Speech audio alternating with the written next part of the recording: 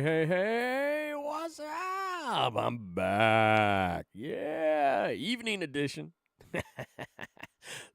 Late night edition. It's some sort of edition where the sun is down. Thank God. This is where I thrive. This is my space. This is my people. The after dark at midnight crowd. Oh, good grief, Charlie Brown. This is when the best things happen. It really truly is. While everybody else is asleep, missing out on the finer things of life, like looking up at the stars, thinking and pondering over what could lie out there beyond the stars. Nighttime is not something to be fearful of. It's just dark. And it's really not dark. You're just not facing the sun. And if the moon is in a certain position, that thing's so bright, it's just, just a different variant of color. It's great. I love it. Hey, I like the daytime too. I just don't like dealing with all the people that are out during the daytime hours. The day dwellers. The day dwellers. Boy, oh boy. State of Texas. I mean, how many times do I have to hammer on the state of Texas? That Lone Star State is definitely a 1-star rating. I don't even know if they're going to keep their 1-star rating at this point in time. The amount of unconstitutional acts that the state of Texas is pursuing on implementing on the people is just atrocious. Like, what are we doing? This is it, huh? This is what we're doing. This is what we're up to. Oh boy, oh boy, oh boy. Not sure I'm for this. So let's see if I can pull something up here. See if I can see here. Oh yeah. Oh, this is a great one. Yeah, let's go ahead and let's share this one with you. I think you'll enjoy this like I do here. Let me see here. Hold on. Oh, that's not what I meant to do. Bear with me. This is going to be a Lieutenant Governor Snagglepuss.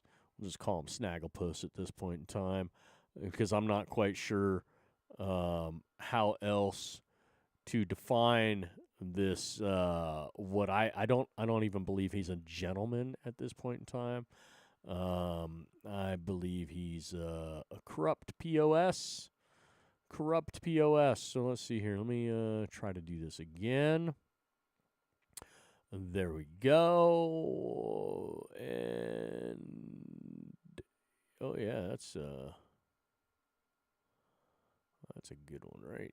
Let's boom. Lieutenant Governor Dan not to be confused with the sportscaster Dan Patrick. Please do not confuse the two. They are not one and the same.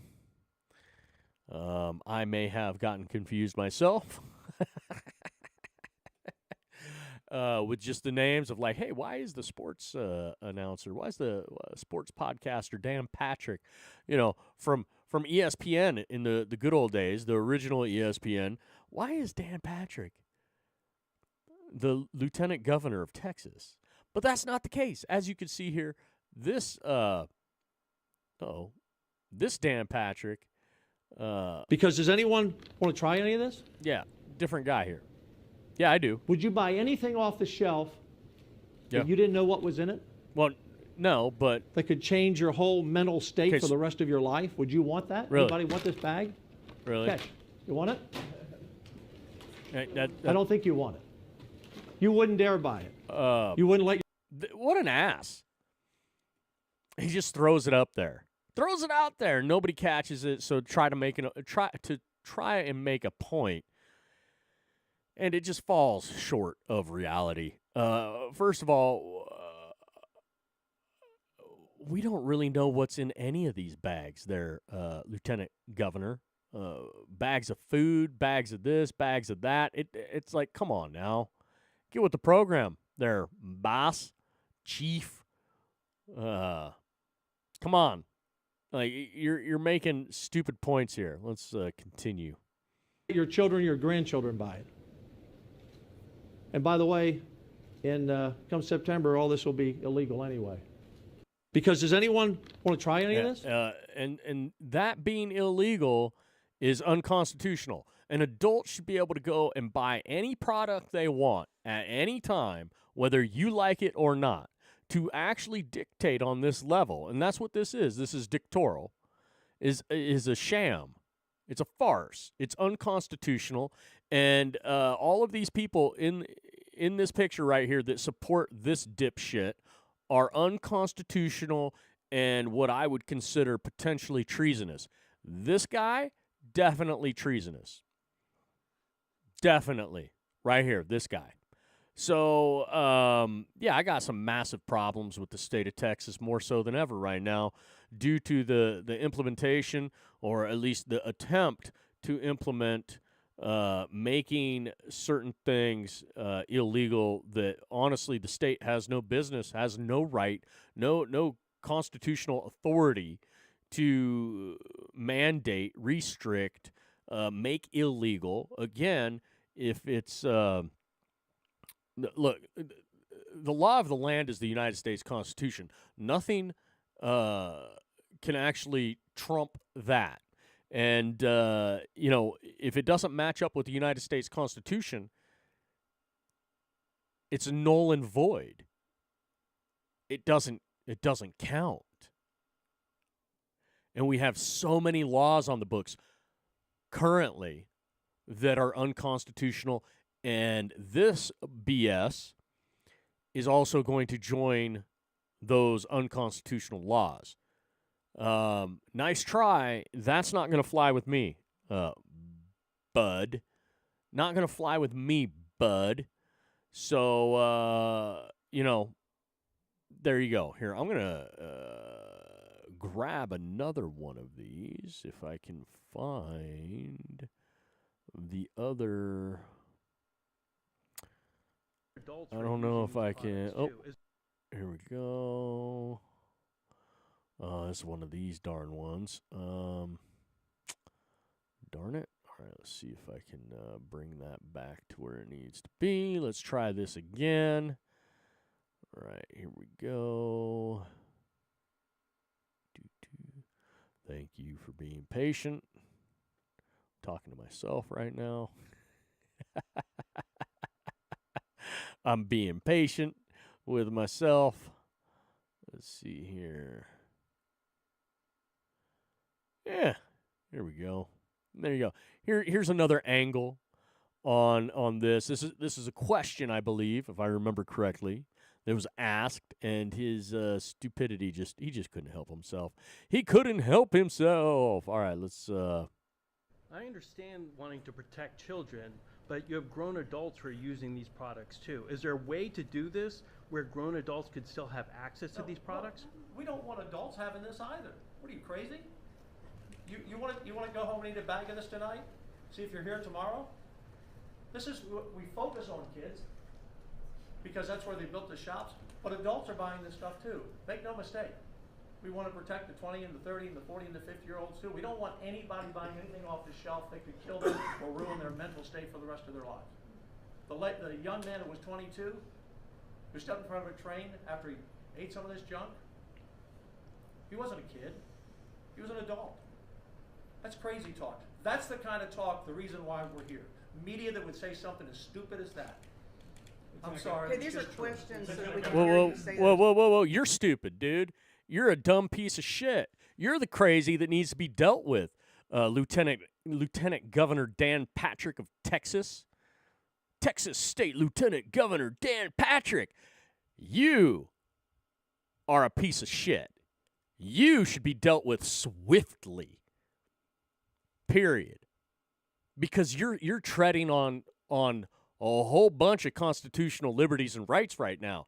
The state of Texas, the government does not have the right or the responsibility to protect the citizens at the level that you're trying to. You need to just worry about preserving, protecting, and defending the United States Constitution and the liberties of the people to choose for themselves. And you're saying that you need to protect the 20, the 30, the 40, the 50-year-olds from a substance that they are well aware of, that they're choosing to go and purchase? A 22-year-old male steps out in front of a train, and you're going to blame it on that, on a substance? Maybe the substance, in fact, the substance probably had nothing to do with him stepping in front of a train. Maybe he just was going to do it anyways. Might as well go out high as a kite, stoned. Like, might as well. Like, maybe that was part of his grand scheme. And who are you to tell anybody whether they can take their life or not? You don't get that right. You don't get that control. You don't have any leg to stand on here. You're the type of people I would go ahead and sacrifice my life against individuals like you, Dan Patrick. Because you're someone who is anti-human being, liberties, justice, equal for all. You want to impose your stupidity on me. I don't want to impose my stupidity on you. You might think very well that I have a lot of problems and I think a lot of things that are stupid, and that's fine. But you can't stop me from thinking those things or saying those things or even doing those things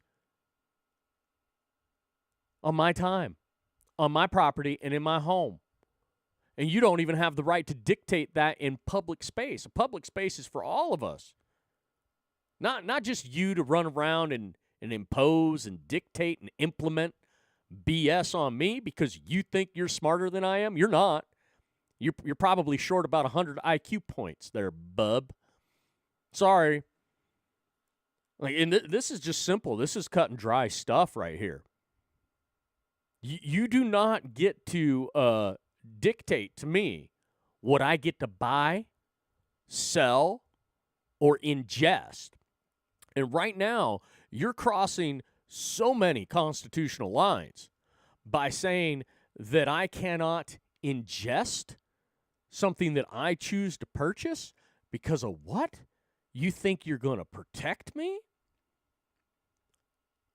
You don't get to come into my home. You don't get to come onto my property. You don't get to. You weren't invited. No one asked you to take responsibility away from me, and then you dictate to me what I can and cannot purchase to then ingest or can or cannot purchase to see or can or cannot purchase to hear. You don't get to censor what I hear or see or eat. You don't get to do that. That's what you're doing right now because you think you have some right that doesn't exist. You do not have the right. You do not have the right to infringe on my liberties. My liberty. If somebody wants to go eat a whole bunch of pot brownies, it's not infringing on you or anyone else. If somebody wants to smoke a joint, it's not infringing on you or anyone else. If somebody wants to go watch porn, it's not infringing on you or anyone else. If somebody wants to partake in social media activities, it's not infringing on you or anyone else. No one's forcing anyone to do anything at this juncture. If they were, then that would be an infringement, and then we would have to deal with that. You don't get to set the terms. You do not get to define this. Wow, the state of Texas is out of bounds on so many different levels here. Treason. And for him to act that way, I tell you what, Boy, oh boy, you think you can do a good old hoe down there in Texas? Come on up here to the Pacific Northwest and see if you're gonna get very far trying to impose that crap here. Because at least the great states that I am acquainted with, very well acquainted with, Oregon, Washington, California, the West Coast, the best coast, the only coast that matters.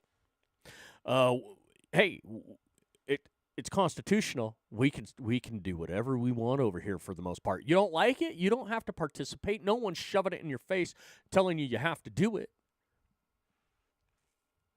But here, the state of Texas is saying you don't even get to choose it. And if you do make the choice to do it, we're going to arrest you for your own safety. We're going to impose sanctions on you for your own safety because we're looking out for you, the 20, the 30, the 40, the 50-year-olds, not just the children, because we think you're children too. So we're going to make the decision. We're going to get rid of cannabis for your safety, you 20, 30, 40, 50-year-olds. We're doing this for you because you don't understand. You don't get it. You're too stupid. I'm sorry, Dan Patrick, Lieutenant Governor of the state of Texas, Dan Patrick, you're an idiot. And nobody wants you to protect them. You're nowhere near anyone on this planet that I would be coming to for help on any level. Period. You stay in your state of Texas. You keep trying to dictate to the people of Texas. Go ahead, see how that's going to work out. Because if you're willing to take away their rights to choose for themselves as adults on cannabis products, maybe you're going to go back to prohibition of alcohol. Maybe that's what you're going to end up doing. Or wait, did you just take a bribe from Anheuser-Busch? Is that what happened? Did you take a bribe from Anheuser-Busch to push this stuff through, the anti-cannabis, so Anheuser could make more money in the state of Texas? Because we know that, hey, while you'll complain about, Texans ingesting cannabis and maybe walking in front of a train, did anybody talk about how maybe that individual might have been drunk too? We don't know. I'm just saying maybe that individual is drunk. How about all the stuff that happens when people are drunk? Oh, but you don't want to talk about that, do you? Well, marijuana and alcohol are not the same thing. Cannabis and alcohol are not the same thing. Well, you're right. Alcohol's the gateway drug, not cannabis. Alcohol is what gets people to snort cocaine, not cannabis. But nobody wants to talk about that, do you? Do you, Lieutenant Governor? I am absolutely sick and tired of everybody who wants to dictate to other people. That's a problem with the United States of America right now. It's a problem with the whole world. Well, but this country is the only country on the planet that we can save from dictatorial activities, communist activities. The rest of the world's pretty much lost to extreme socialism and soft communism. So we need to protect this one. And the state of Texas is definitely on a path to pissing everyone off at this point. So I'm gonna go ahead and open up the space over on X. So if anybody wants to join in an X space and talk about this absolute stupidity out of the state of Texas, yeah, I'm gonna have that fired up here in just a little bit, here in a second or two. Let me get that figured out here. Kaboom! There you go. Live space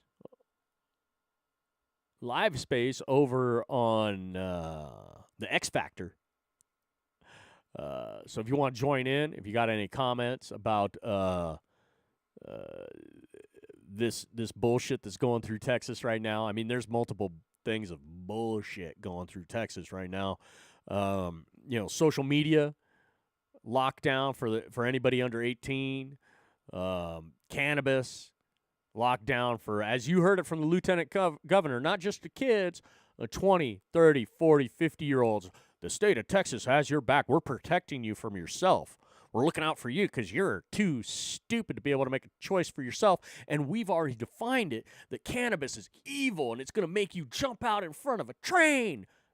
Yeah, no, it's not. No, it's just stupid people like the lieutenant governor and the people who support him that don't understand. They don't understand. And this is a power trip of sorts. They want to see how far they can go. How much can they push it? That's what this boils down to. 100%. So it's too bad that it is the case right now. And I really wish people who claim to be representatives of you and I, citizens of the United States of America, I really wish they would read the Constitution and be able to understand it. The majority of laws that are on the books across this great nation are unconstitutional, which make them null and void. Just saying. And,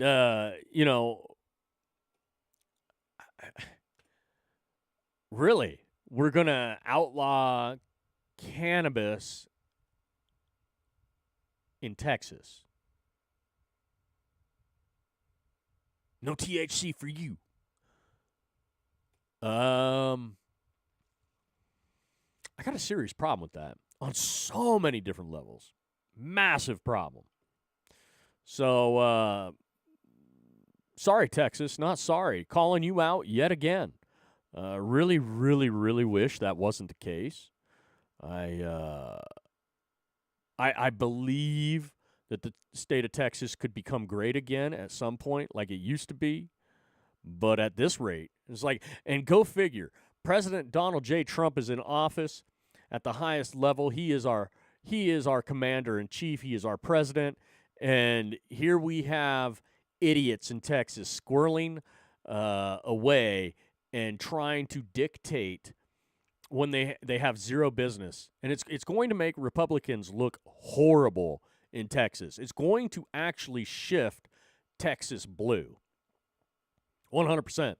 This is why I've always said the far right is just as evil as the far left, because they are willing to dictate based on their ignorance and belief in things that aren't real. Like, cannabis is worse for you than alcohol. Look, you can disagree with it. No one's saying that you have to eat it. No one's saying you have to smoke it. No one says that you have to drink alcohol. And alcohol, big business in Texas, right? You won't get rid of alcohol, will you? But you'll get rid of cannabis. Now, why? Oh, is it because you took maybe a little bit of a payment? Maybe Anheuser reached out with a fat check in your direction? Huh. So this is just a what? It's a business deal, a ploy to get rid of competition? Well, here's the thing. People who drink alcohol are not going to stop drinking alcohol to go get stoned. Okay? You're not losing any business to cannabis usage at all. And a lot of cannabis users still drink alcohol. So what, you think if they can't use cannabis, they're going to drink more alcohol? I just love how, it's a selective hearing style of thinking, selective thought. All of these bad things that happen while under the influence of cannabis can be brought to the table, and there are great excuses for why we need to really go full throttle towards the prohibition of cannabis, but yet alcohol, something that is far more destructive in so many other ways. Accidents, this, that, and the other, because accidents do happen, and it really, truly is an accident. But you're under the influence of alcohol. Now, there's a lot of times that these type of things don't happen. while people are drinking alcohol. But it does happen. And no law has ever stopped it from happening with alcohol. But yet we haven't learned from history. We're going to think that, hey, we're going to, prohibition, it'll work with cannabis. It didn't work with cannabis the first go around. It definitely didn't work with alcohol. So what, is this all money driven? More ability to what? Ticket and prosecute? Is that what this is? Further the industry that is the judicial system?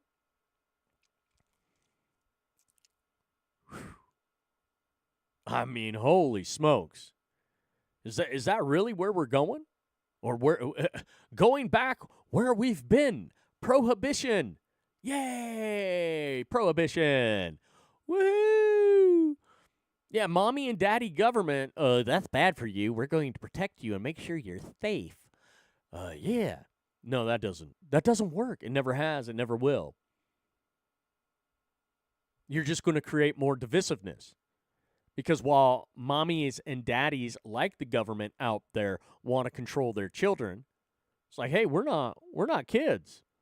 We're not kiddos. We're adults. And I'm sorry, Lieutenant Governor, you calling out saying that, you're protecting the 20, the 30, the 40, the 50-year-olds too. Again, it's not your responsibility. Not one bit is it your responsibility. So, it's treading on your liberties. And it will be a domino effect across this nation. Watch the Bible Belt. Watch the Bible Belt. That region down there, Texas is leading the charge with this. You watch, there's going to be some other states that are going to be like, no, we're going to take advantage of this. We're going to join this. And you're like, see, like right there. And I say, Dikembe, what's up, Dikembe? Mutombo. May you rest in peace, brother. Yeah, like the finger wag right there. No, you don't get to touch my liberties. You don't get to do that. No. Not one bit. We're not allowing that. No, sirree, Bob. Nope. Don't think so. Nope. Love that. I love that. Like, no. Nope. Not happening. How crazy is that? Man. Texas, can we make Texas great again? Can we make Texas a free state again? I'd like to make the whole West Coast free states again. I'd like to make Arizona, New Mexico, Nevada, Idaho, Montana, Wyoming, Colorado, Texas, Oklahoma, Nebraska, North Dakota, South Dakota. Let's make them all free again. Back to the Wild West days.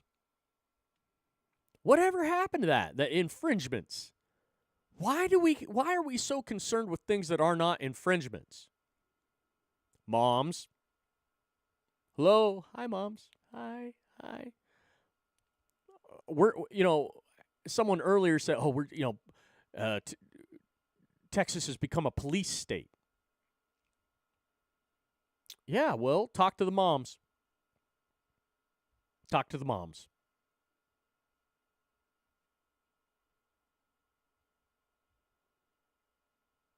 Hi, moms.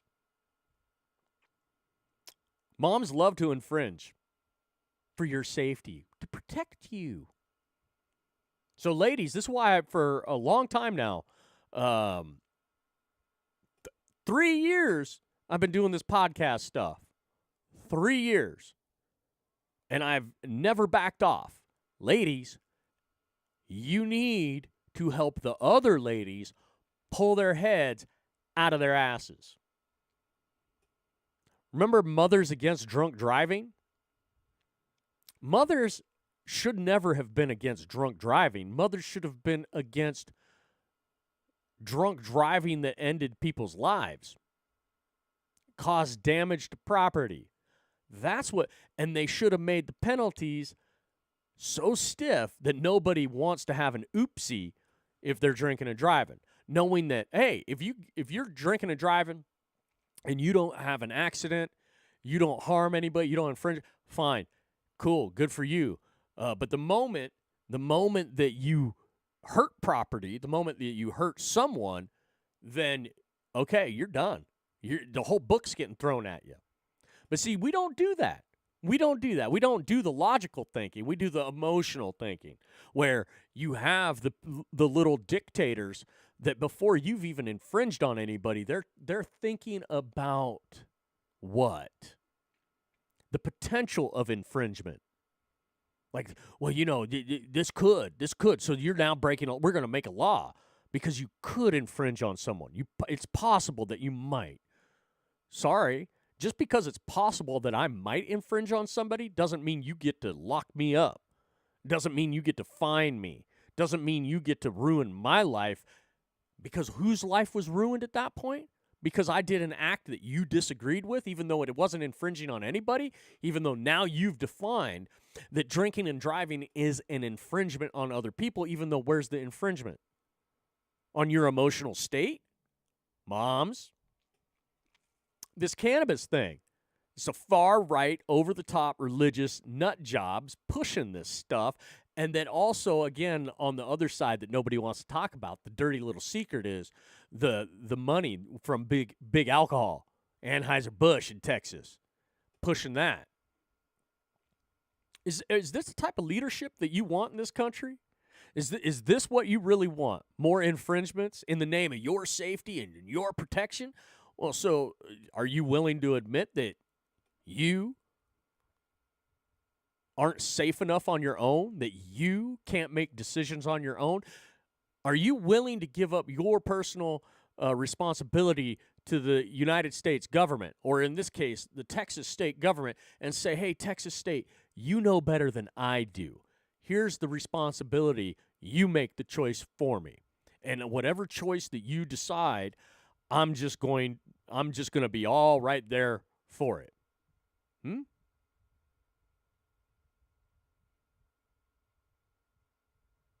Is that what you want to live for the rest of your life? You want to live in that type of a state, the nanny state.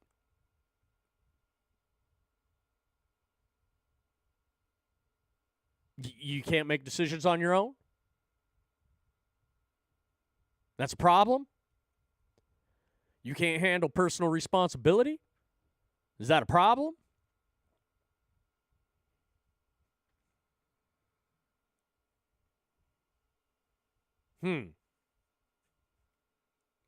These are just questions.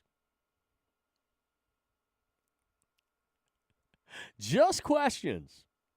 So, where I thought I might have a person or two come in here and join me and rip me up about ripping on Texas or whatever, or maybe agree with me on Texas's bullshit. I have zero people coming over into the live space over here on X. Sadly, I mean, this is a great little call situation, right? You can pop in, you can raise your hand, can bring you up, talk for a second, then pop you back down, blah, blah, blah, blah, blah. But apparently that's just not something anybody's interested in. Oh, are you afraid to get your feelers hurt?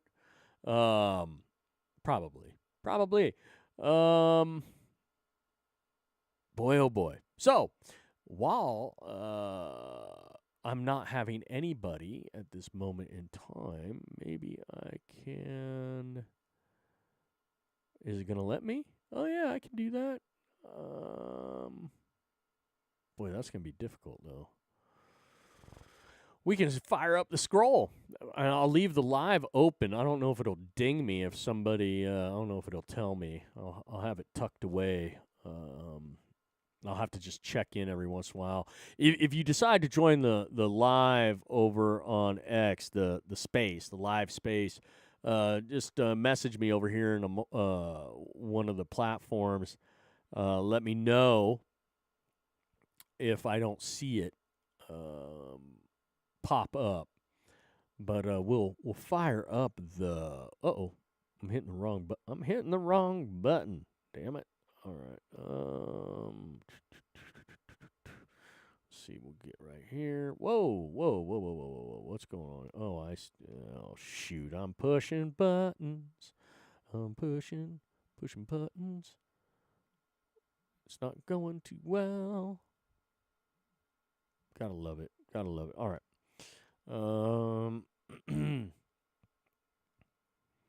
Here we go.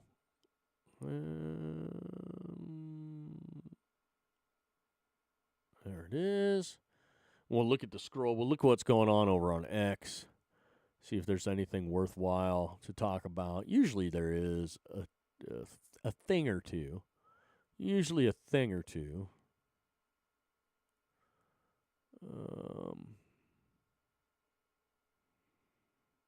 So we can go from there.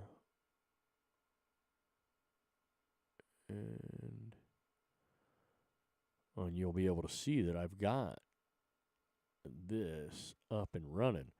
So right there at the bottom, you can see it's kind of cut off because of how I've done this. It says we got 35 posts here. We can click on. We'll start there. Let's see. The media spun it as an ambush. Well, what is that they spun as an ambush? I have zero clue, personally. Let's make that a little bit bigger for everybody to be able to see. But Victor Davis Hanson just tore that narrative to shreds, revealing the real reason South Africa's Ramaphosa asked to meet President Trump. It wasn't about optics. It was about leverage. That's when Hanson dropped a brutal prediction about what's coming next. Well, what is coming next? Oh, my gosh, I don't know. It's a thread. Am I going to get sucked into the thread? The thread of thread. Let's click on it for a second here, see where it goes. Let's see.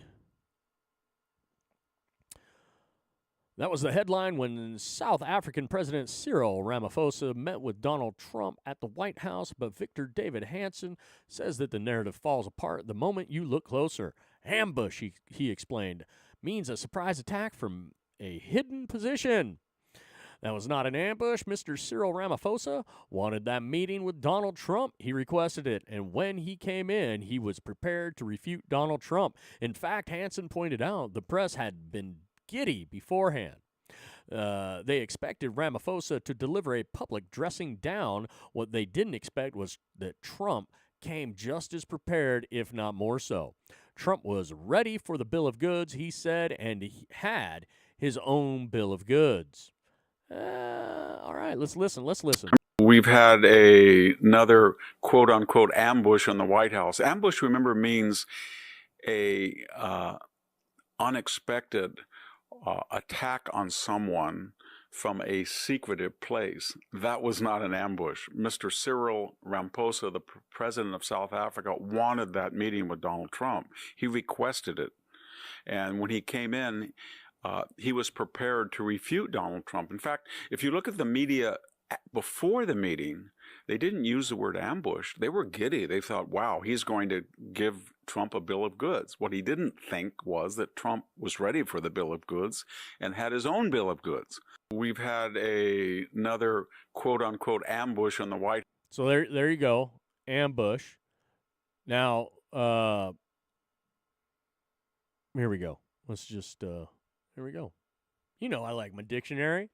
I know what ambush is. You do too. And here's the actual definition. As a noun, the act of concealing yourself and lying in wait to attack by surprise. Absolutely. He was right. Verb, wait in hiding to attack. Also, hunt, quarry, by stalking and ambushing. That's right. That's what they were attempting to do some shenanigans there. Oops, I hit the wrong. There we go. Get it. Uh-oh.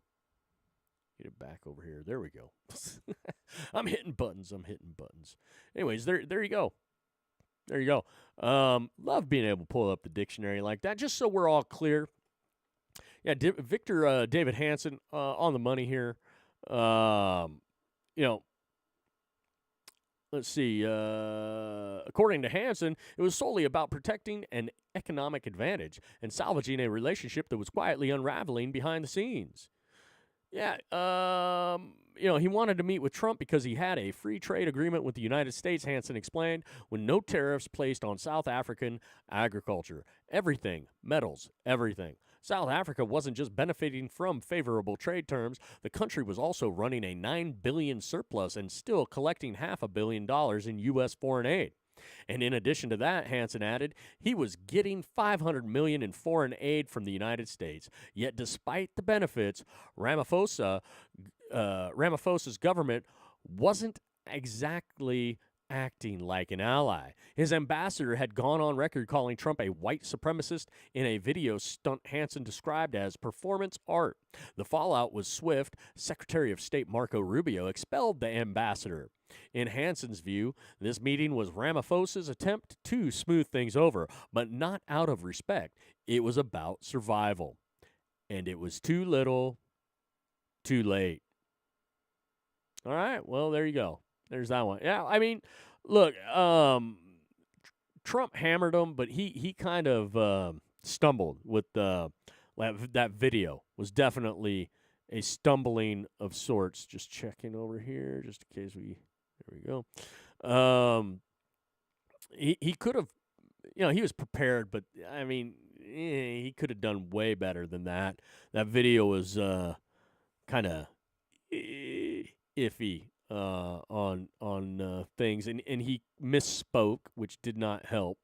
Here, let's see what else here. NBC, Johnny Midnight posts, my, how the turns have tabled? What? NBC News admits anti-vaxxers were right about COVID shots causing myocarditis. Oh, really? Really? Wait, look. Oh, look, there's Ms. Bell. Ms. Bell posting 4 hours ago. That's great for her. She says, well, duh, as if we don't try to wear the wealth of information so others would hurt themselves. Oh, look, Texas hemp business. Okay. At Texas Hemp Biz. Oh, this goes with what I played earlier. It says, we're going to say it again, so we'll have all the facts. There have been 0 deaths, 0 overdoses from the hemp products SB3 would ban. Opioids claimed the lives of over 80,000 Americans last year, a crisis fueled by the same pharmaceutical industry funding Lieutenant Governor Dan Patrick. Hemp, 0 deaths, 0 overdoses. SB3 passed the Texas House, not because it was right for Texas, but because the lieutenant governor held HB2, public school funding, hostage to force it through. And guess who's backing SB3? The alcohol industry, the same one that heavily funded the lieutenant governor. This isn't about safety. It's about special interests and political favors. We're calling on Greg Abbott to veto this bill. Governor Greg Abbott, do what's right for Texas. You are in charge, not the lieutenant governor. Oh yeah. Yeah, that one right there. Yeah, do that.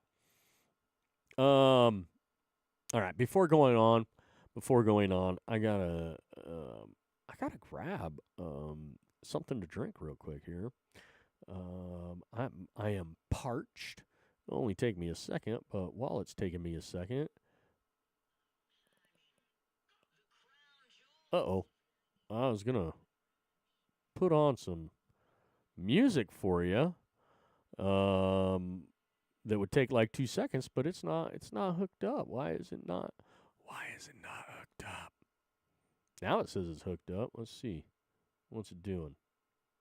The family jewel. There we go. I mean, go The crown jewel. There we go. Oh man, we're gonna have to listen to this whole song. This is a great song by Radiohead, Creep. All right, I'll be right back.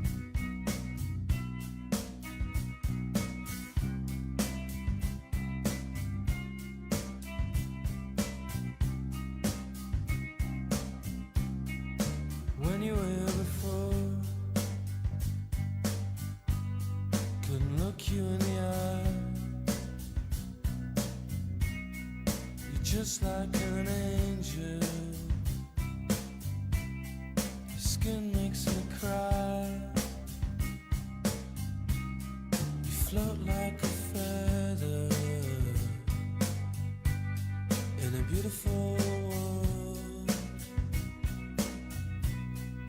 I wish I was special. That's right. You're so fucking special. But I'm a creep. I'm a widow. What the hell am I doing here? I don't belong here. I don't care if it hurts. I wanna have control. I want a perfect body. I want a perfect soul.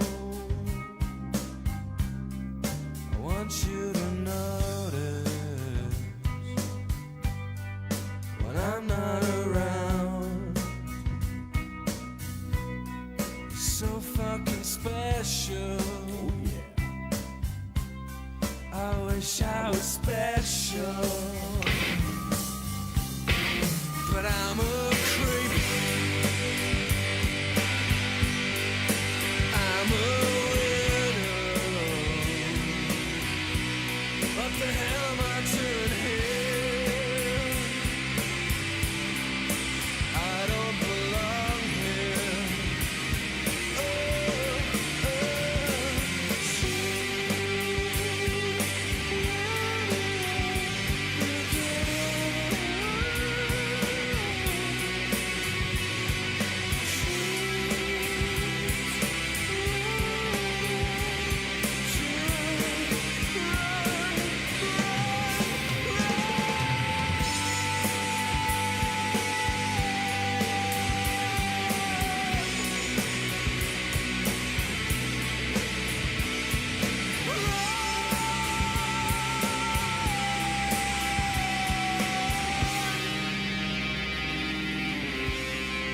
Whatever makes you happy, whatever you want. You're so fucking special. I wish I was special, but I'm a creep. I'm a widow. What the hell am I doing here? I don't belong here. I don't belong here. Yeah, Radiohead, Creep. Ooh, that's a great song. Fantastic song. I love that song. That's one of the all-time greatest songs, especially from that era, the grunge era. Excuse me. Whew. So moving on with this same subject right here from what we were just talking about with the cannabis. At We're Done, Texas, Aaron, he posts, "Holy living hell! This is the guy. This is the guy is the most powerful person in Texas, and this is how he acts. Nobody asked Dan Patrick to tell us what we can and cannot do. There is nothing accurate about these statements. He did nothing to help stoke the border crisis where fentanyl poured in. He did nothing to stop the invasion that trafficked millions of kids across this state, and he has done nothing to stop mRNA vaccines being pushed on Texas children. But now he cares about kids? He's literally throwing a tantrum over a simple question by the media. He looks like he is about to cry over it, and he runs our state right now. And he's saying June 14th, 9 a.m., Southside, Austin Capitol. We're done. So he's saying let's gather together June 14th. Too little, too late, maybe? Is that an armadillo? Is that an arm? That's an armadillo. Looks like an armadillo to me. It's completely an armadillo. Oh. Yay. Armadillos are awesome. Texas, right there.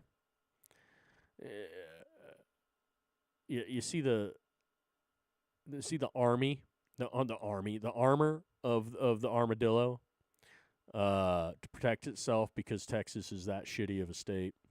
Like, you have to, if you're a human being in Texas, you might need to try to get some armor like this to protect yourself from your own state government because they're coming for you. And if you don't have armor like this, you're screwed. You are screwed. Anyways. WFAA, at WFAA, veterans are lobbying Texas Governor Greg Abbott to veto a potential ban on THC products in Texas. Oh, yeah. All right, cool. I mean, so everybody's understanding to a point what's going on here. It really is a constitutional rights thing, more so than anything else. Honestly, I am indifferent to your decision, whether you want to or not. On anything. This is just about your liberties, more so than anything else. And they will use protecting children at all costs, basically shielding their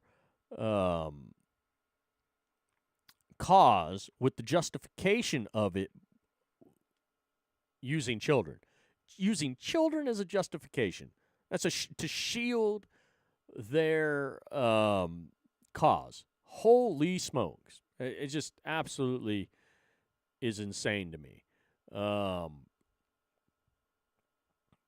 When you want a promotion from your boss, you... okay.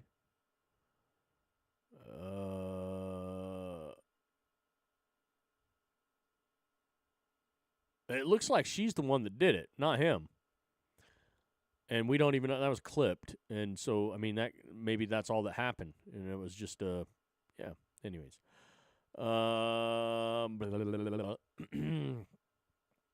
Let's see here. Okay, we've seen that one in the past, or at least I have. Oh, here's another take on this disaster. I mean, seriously, what kind of BS is this? This is a stage. Like, this is a performance. And like, yeah, THC snacks and drinks at the at the press conference here, the presser, and I see zero wrong with this. You know, if you threw down pounds of marijuana in unrefined form, I'd be okay with that too. But that would, like, you're talking about stuff that's packaged, it's been processed, it's been doled out now in certain ways. Like this is, to me, this is a much better way than the old ways of doing that sort of thing.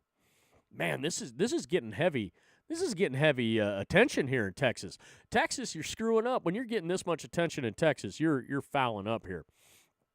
At Davy 1836, Davy Crockett says, this post isn't even about the issue of THC. This is about a power-mad lieutenant governor that is completely jumping the shark and acting as a ruler of Texans, not a representative. Ooh, where have you heard that before? Way too much of that king mindset percolating through Austin. Yeah, well, it is. It's a problem. Oh, check it out. Healthy man. Your grandparents smoked every day, didn't count calories, didn't have gym memberships, yet obesity was almost zero, and they lived to 100. One ingredient changed. Ooh, what was that? Here's the $47 billion industry making Americans sick, anxious, and obsessed. Oh, obsessed. Well, obsessed. Obese. Interesting. Well, let's see. I'm curious about where this goes a little bit. We're not going to spend a lot of time on this. Before 1950, heart disease was rare. Obesity affected less than 10% of Americans. Then Procter & Gamble convinced the American Heart Association to promote Crisco. We swap butter for vegetable oil. Now 1 in 3 adults has metabolic syndrome. This isn't a coincidence. Ooh. Yeah, okay. Yep. See where they're going with that. I mean, yeah. Could be a thing. So, not necessarily a good thing either. Actually, it's not a good thing. Just try to stick with as much natural stuff as possible. Butter's natural. Stick with it. Butter's good. Yummy. Wait. Who's the idiot that said, is powder skiing overrated? Absolutely not. You're insane. Anyways, for even suggesting. At John Burke. This doofus. Let's see what he has to say. Lieutenant Governor Dan Patrick calls a reporter crazy for asking about adults being able to use THC. You cannot make this stuff up, folks. This man is being paid. There's no doubt about it. He is a liar. Retweet this and help get the word out for vets against SB3. Oh, okay, so this guy is just one of those POSs. But he's a veteran, so, I'm supposed to respect him for whatever reason. Right there, he's playing the gang because he's not like, whatever. Anyways, I'll get off of him real quick. Wait, what's going on here? PETA, and what? Wait. 1A Habit says all foreign labs funding need to end. Ooh, grateful to Senator Booker for introducing the Cargo Act to end the waste of U.S. tax dollars to fund cruel and pointless experiments on animals in foreign labs.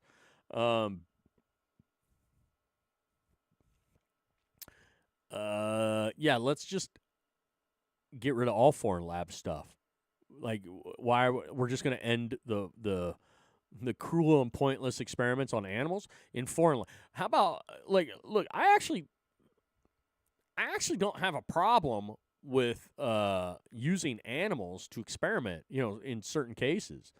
I don't have a problem with that. But yeah, I agree with 1A Habit. Let's end it overseas. We shouldn't be funding overseas experiments. Let's do it right here in our own backyard. Is it less cringy to people if it's over there when it happens than if it's over here? Because I'd rather it be over here where we can control it. All right, hold on. I got to check this again. Still nobody knocking. In fact, I'm just going to shut this darn thing down. Boom. Yeah, we'll end it. And if somebody wants to join in, they can ask over in this other area. All right, what do we got here? How can someone believe that's a woman? What do you mean that's a woman? What are we talking about here? Wait, what's going on? I'm lost. This one or this one? Because that's T Swifty, right? That loser. Hold on.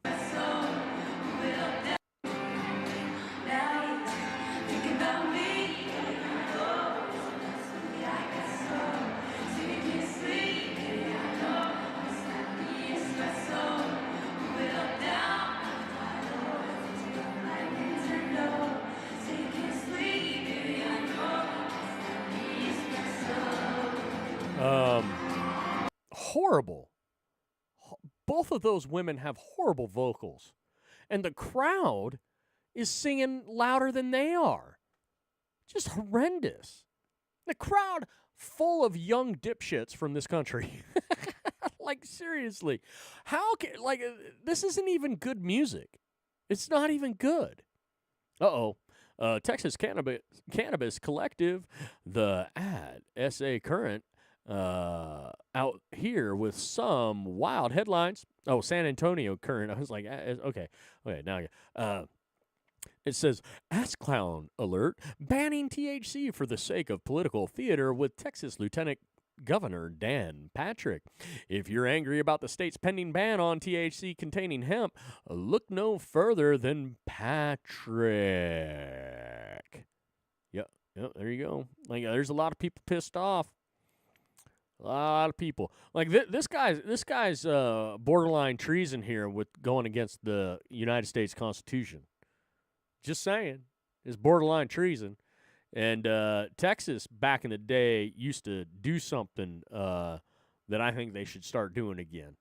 So, yeah. What do we got here? Bro is shocked with what?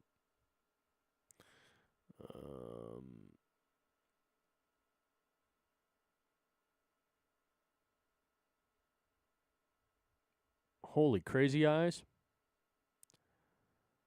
That's just psycho eyes going on right there.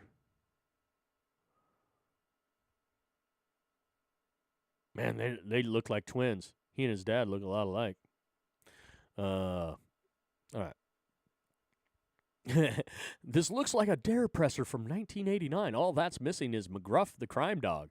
Yeah, except the dare presser would have been like the table would have had like actual like bags of marijuana, compressed bags of marijuana, cocaine, stuff like that.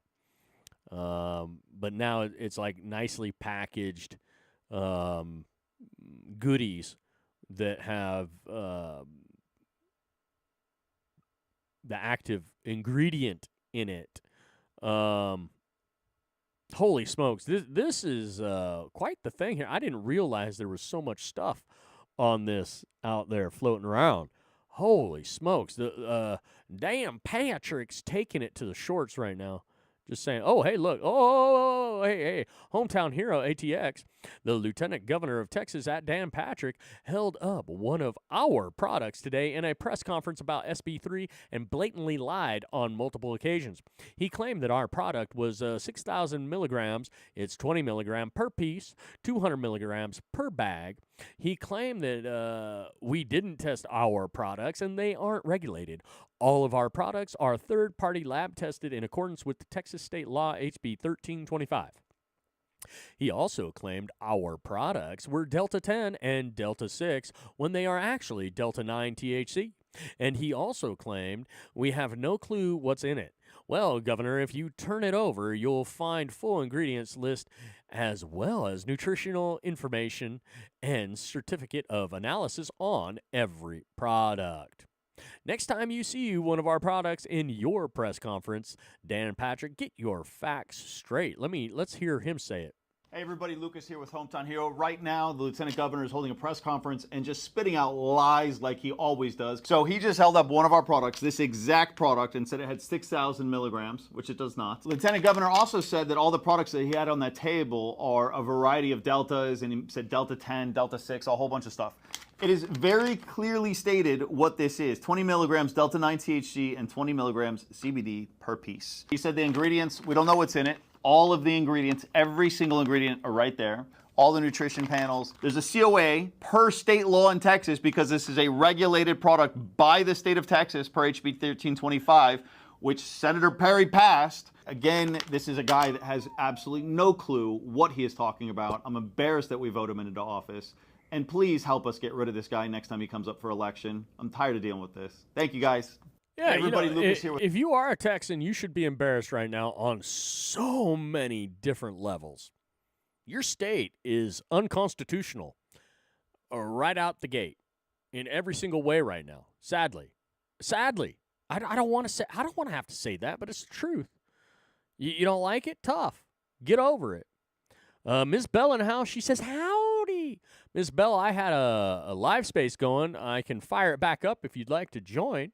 And you can talk about this craziness over here. I can create the space right now if you'd like. I'll just do it. And then I had it on for a while, almost darn near an hour. I had the space open, and not one single soul wanted to come in and chat with me. So there's the space. The space has been opened up. So if you'd like to join, I'm going to just minimize it so it's down here. I don't know if it's going to give me a notification if somebody joins while it's in this position. I'll have to open it and close it, I guess. Unless you'd like, if you give me a heads up in the chat space, then I can go ahead and fire that up. Or at least check it and make sure that you've got your access to talk. If you'd like to talk about this, while scrolling, I saw a couple, got a couple of your posts that came through concerning this wonderful THC stuff. But anyways, Ms. Bell says, just got in, missed your stream, worked called. Well, you haven't missed it. I am still going. I just had shut down the live space. But like I said, I opened it right back up here for you if you'd like to join and talk about this wonderful thing here in your great state of Texas. Absolutely insanity. Wow.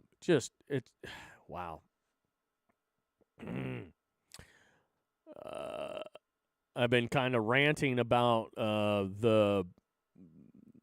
about this guy. I didn't realize how much people are hammering the lieutenant governor of Texas here. Wow. I hear at S. Louise M's, highly unqualified, says, we don't want adults having this either. What, are you crazy? You want to go home and eat a bag of this tonight and see if you're here tomorrow? The fear-mongering is actually insane. Let adults make their own decisions. What are we even doing here?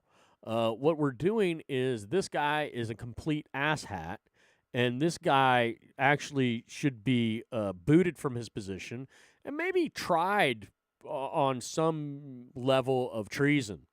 Because has he taken bribes? Has he taken some payments? Has he done this, that, and the other? Why is he paying attention to something so simple as what's already been earlier pre-approved by previous people in his position or in Texas state government, and now he's going to retract all of it.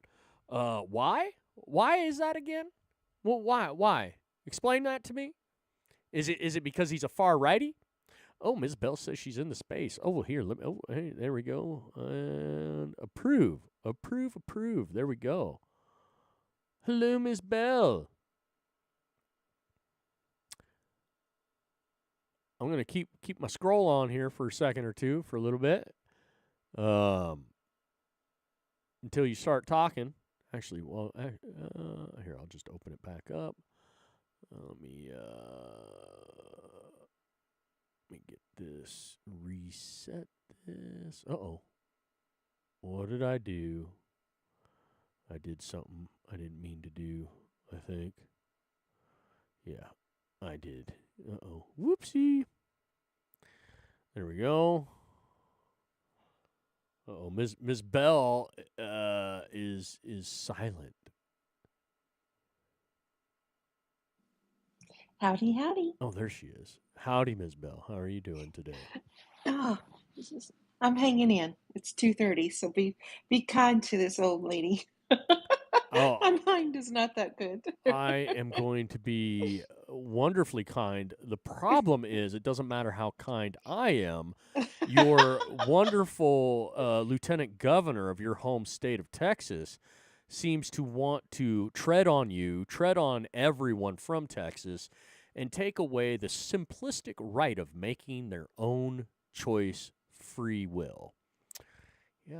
That's exactly what he's doing. It's not just him, but it's all of the legislation or Mm. legislators, excuse me. Mm-hmm. So yes, another one stricken from us. So, do we hang I him? have not. I have.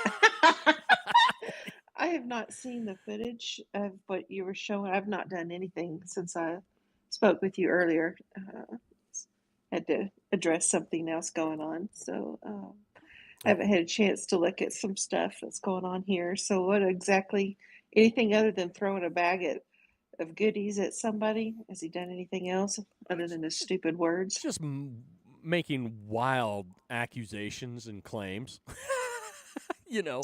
I'm not a connoisseur of it, but I am definitely knowledgeable of the science of this, and that's Mhm. just infuriating that anybody that spews nonsense about this product um, obviously has not worked in it, has not studied it. Um, there's so much I could say on this, but opposing something that can help so many people is just infuriates me, obviously, from a clinician standpoint. Mhm. From a constitutional belief in the Constitution, absolutely the number one bullet for me. Regardless if you support this particular item or not, striking one more thing from somebody is only going to hurt them in their own specialty niche of the world. It'll get stripped sooner or later. What comes around goes around. Well, earlier in my scroll, there was a post that was making a claim that the Texas lieutenant governor had been funded by the beer industry. I mean, So wild, he's taking a bribe. Is he taking a bribe from them too? Because I know the wild, attorney general. It's been reported with the yeah, attorney general. I didn't know the wild lieutenant. accusations. I mean, who would think that a politician would ever take any kind of funding from any industry? So, I mean, I just was shocked that that might be the case, There was no and lobbyist involved in this. Is that what I'm it hearing? it makes me. No, there was no yellow envelope involved. It was just the cash. Um, it wasn't hidden. We got It enough was green. out Just a there. different kind of green, huh? Yeah, it was just out there for everybody to see. So my question would be, how how much hypocrisy is involved here when he says he's looking out for not just the children here, the 20-year-olds, the 30-year-olds, the 40-year-olds, and 50-year-olds. That's a quote from your lieutenant governor there. And yet he's taking money from the alcohol industry at some level, and yet he wants to shut this down.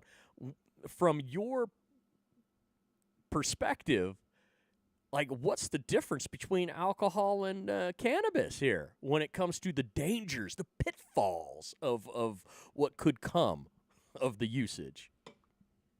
The dangers are definitely apples and oranges. Um, if you go with the biochemical aspect of it, alcohol, of course, kills.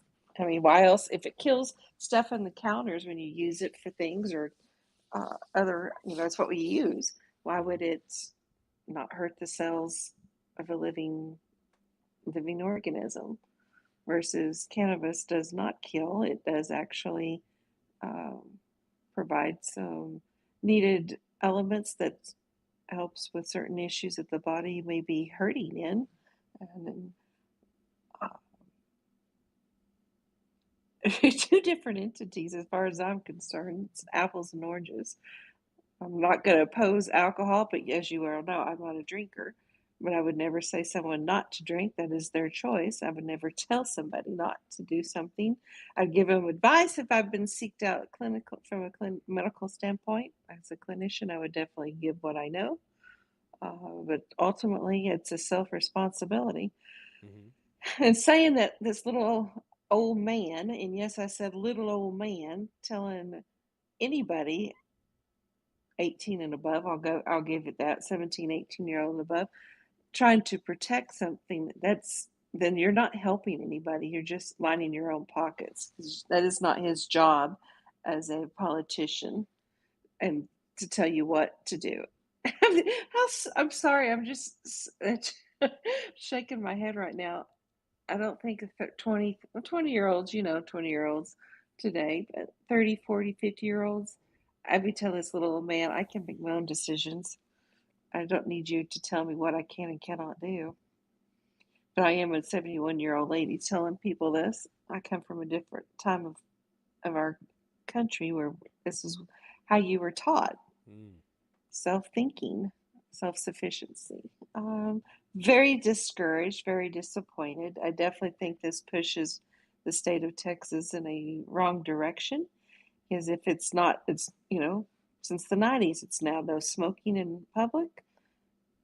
Now there's, alcohol use, seatbelts. As you and I've had that conversation. Now you're trying to protect the people of buying. What did he call this? I haven't, like I said, I haven't heard the speech that he gave. What is he calling cannabis over there? So, I don't remember exactly what he oh, called it okay. in that, but Okay. yeah, he's just trying to protect the people from this evil product Oh, this that evil product. That's crazy. that has a 22-year-old. He brought 22-year-old man walk out in front of a train. I mean, I'm pretty sure that the cannabis did not cause that. So, well, and this is why I brought up the apples and oranges comparison between cannabis and alcohol. While they are different, you could basically make the same arguments that he's making against cannabis for for prohibition with alcohol again. well, I So look at the statistics that he's probably throwing out there. I don't know, because I said I have not heard his spill on any of this. But think of all the thousands upon thousands of alcohol-related incidences, accidents, um, and they've done absolutely nothing about it. And they will do nothing about it because it's a money game for them. well, is it even something that they should do about it? I don't believe it is. I know you Yeah, don't. yeah. I know They your shouldn't do stance anything on it. about it. It's personal responsibility. The same Um, as this, yeah, the same as cannabis. exactly. And so for this, it's just insane to me. It's It's insane to more me. than it is insane. It's very frustrating. I'm so just, I think I shared with you. I just want to throw my hands up. I'm tired of fighting 50 plus years of my life for this stupidity to have this little people in the legislature of Texas Well, you're 17 take. years old, so you haven't been around Hmm. very long. You're 17, Hmm. and so I'm just taking your Woo. word for it. Oh wait, I got that flipped around. Sorry, my bad. 71. I was like, I'm thinking, what was I doing at 17? Well, yeah, I was in college, but But you're very familiar with the war on drugs. You're very hmm. familiar with prohibition of drugs. How Hmm. has that worked so far? It didn't. We know that it didn't No, work. So it why? never will. It Yeah, never will. why would we go back to that? Because again, this is insanity. We're not going to learn from what we tried before? It's Well, absurd. I look at it as stupid is as stupid does. Mm. There's no intelligent, there's nothing logical about this move on top of some other moves. Let those individuals choose for themselves. Yeah. You know, you make your bed, you lie in it. It seems to work the best way. Yeah. Well, that's, there's other things that we were talking about some time back, but oh yeah, they're just stripping. I don't know what they're trying to make Texas become other than some. I've told you, I Hey, really think from the 1980s when California started doing some weird stuff, right. it's exactly what they're doing here. They're just coming from, I'll say that they're from a conservative religious standpoint to Hmm. impose upon individuals somebody else's thoughts and beliefs. That's not Yeah. constitutional. That's not even healthy. Well, this is the pendulum swinging way too far. Absolutely. Absolutely. And you've got those people out there that are rah rah rah. Yeah, let's do this. Hell yeah, while we're in power, let's do it. It's like, well, that's the thing. You were never supposed to be in power. You're there to be a guardian and preserve, protect, and defend the United States Constitution, and at this level, the Texas State Constitution and the liberties of the people that live in the state of Texas. And yet, instead of being a guardian and a representative, you have become a dictator.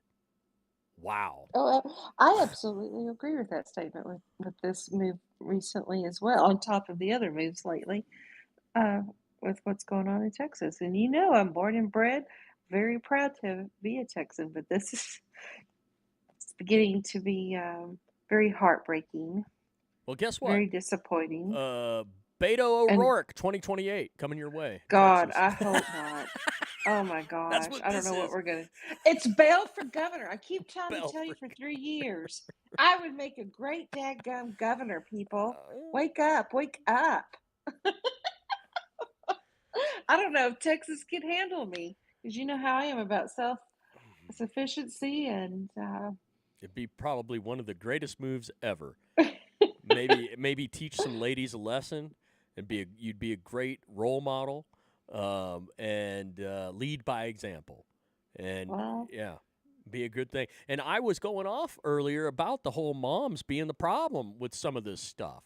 The Mothers Against Drunk Driving kind of got this kind of a anti-drug, anti-alcohol rhetoric going, and they're just stepping off of the Reagan years.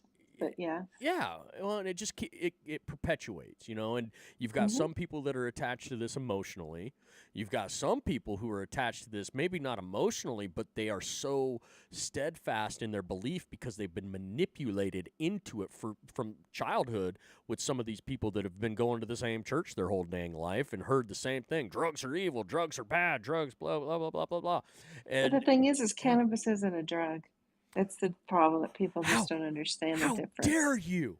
You lies. That's right. You tell That's lies. right. That's right. How dare you? You're going to hell for that. Get the holy water, spray her down, everybody. Everybody can join me. We'll have a hell of a time.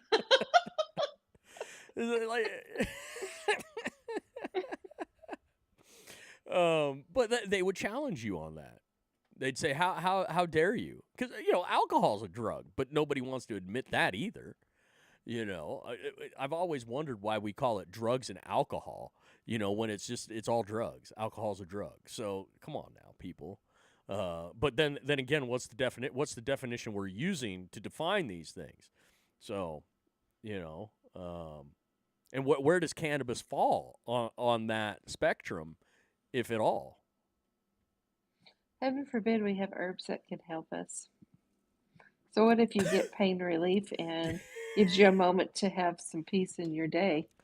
For those who use it for pain, those who use it for other mental anguish things, heaven forbid. So anything that grows naturally in the earth that can be refined is still an herb. Okay, fair game. Sweet. You just legalized all of what we call drugs out there under the Herb Act. We're going to call it Miss Bell's Herb There we Act. go. And this is great if I was ancient governor, herbal remedies. It would be legal. It would be legal. Guns would be legal. 18 for alcohol. I mean, come on. And 18 for, how I am on guns. So I would have such more of a That's right. better state providing. Amen. Border would be so locked down that nobody could breathe. Well, it would have to be because from what it sounds like, Texas would have poppies growing, cannabis growing. Let's see what coca. Like we got everything down here in Texas at that point because it's an herb. I would be farmer friendly. Yes, the Rastafarian music will be playing in the background, and African Herbsman by Bob Marley will be playing at all times. That'll be the new state song. Brought to you by one Ms. Bell. This is fantastic. Absolutely. No, that's a good point, though, because it's all about definitions, right? He who controls the definition of a word controls everything. It's just the truth. So, with the drugs, like with the war on drugs, with what Reagan did, They started scaling drugs and having certain grade or levels of drugs, right? You know much better than I do. And so if it was defined to be a certain level, it was immediately a controlled substance, and you couldn't, the public couldn't touch it without some sort of a prescription. And even then, depending on the grading, you were allotted only so much because they had to make sure that you couldn't become addicted to it or whatnot. Now, for the longest time, I believe marijuana, cannabis, has been graded in a realm thanks to Reagan, due to that period of time. Has any of the grading of these drugs been changed recently, or are we still at this level grading system that basically makes everything Actually, they have not controlled? changed. They have not changed. Even with what Unfortunately. we've, like here, so where I'm at, Oregon, and then my home state of Washington and Because California. it's a federal thing. All the illegal is all state, but on federal level, it's still a controlled substance. So is that something So, that we need to, is that a absolutely, subject that we need to broach? absolutely. Okay, all right. Because if you have the states and the federal government at odds with this, where I think the states that have allowed it to go through are in the right, where I believe the federal government is acting unconstitutionally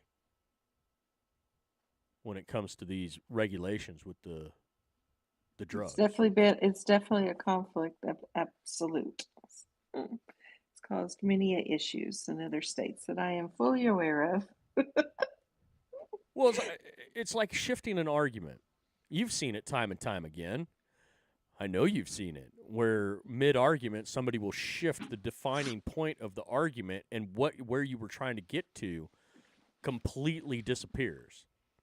And it's almost as if when we were trying to line out, is it even constitutional to regulate, in this case, cannabis, they shifted the argument to safety and protection of children. Everything is always for the safety of the children. And I'm like, Right. don't treat children any different. Stop lying to them. Be honest with them. But, as you know, where I'm going. Every time I open my mouth, it all starts with is proper education.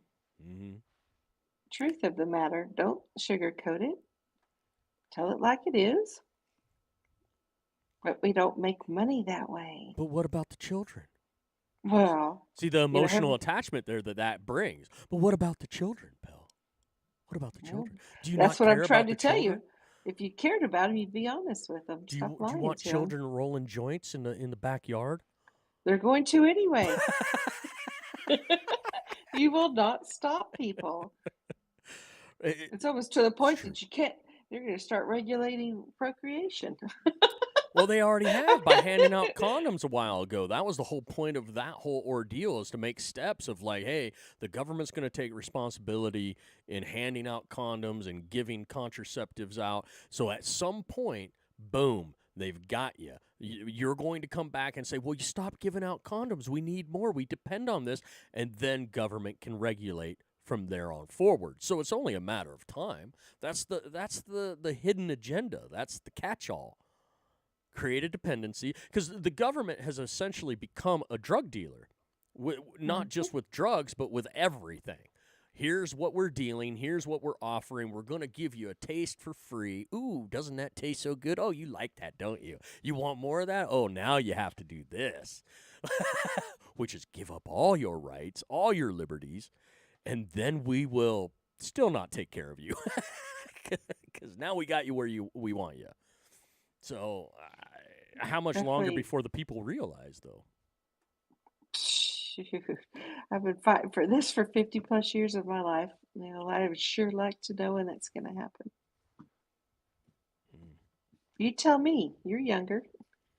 Am I really? I've been told recently Yes. that my mind is not younger, and that's part of my issue in some respects. So, my older thinking about certain things is not helping me, apparently. my openness and liberties is not helping either. So kind of stuck between a rock and a hard place here. When, as you know, you've the other day, 3-year anniversary of us knowing each other. Yes. So, and in the 3 years that you've off and on listened to me, have I really changed my rhetoric at all? No, not at all. So, I mean, how many more Not at years of me all. saying the exact same stuff on broken record before it Oh, starts? broken sound waves. Because I don't know. I don't know. Because I can't be the only person talking like this out there. But maybe I am. I know you feel like it is. I do hear other individuals talk about stuff absolutely of this nature. Just not as many as we need. Well, with what I'm seeing there in Texas, with that big group of people standing behind the lieutenant governor in support, that's scary, because that's just a minute fraction of the amount of people that probably support this action in Texas, and potentially support this action across the nation. So, again, pendulum has swung. But how do you open up people, not just on the far right, but people on the left, to get them to understand that these actions are dictatorial? My gosh, the guy was. I'm sorry. I just. I was looking at this. He was born. I was looking at Dan Patrick, Lieutenant Governor. Mhm. He's 75 years old. He is bringing such old, and I'm 71. He is bringing such old mentality forward, and it is not going to work.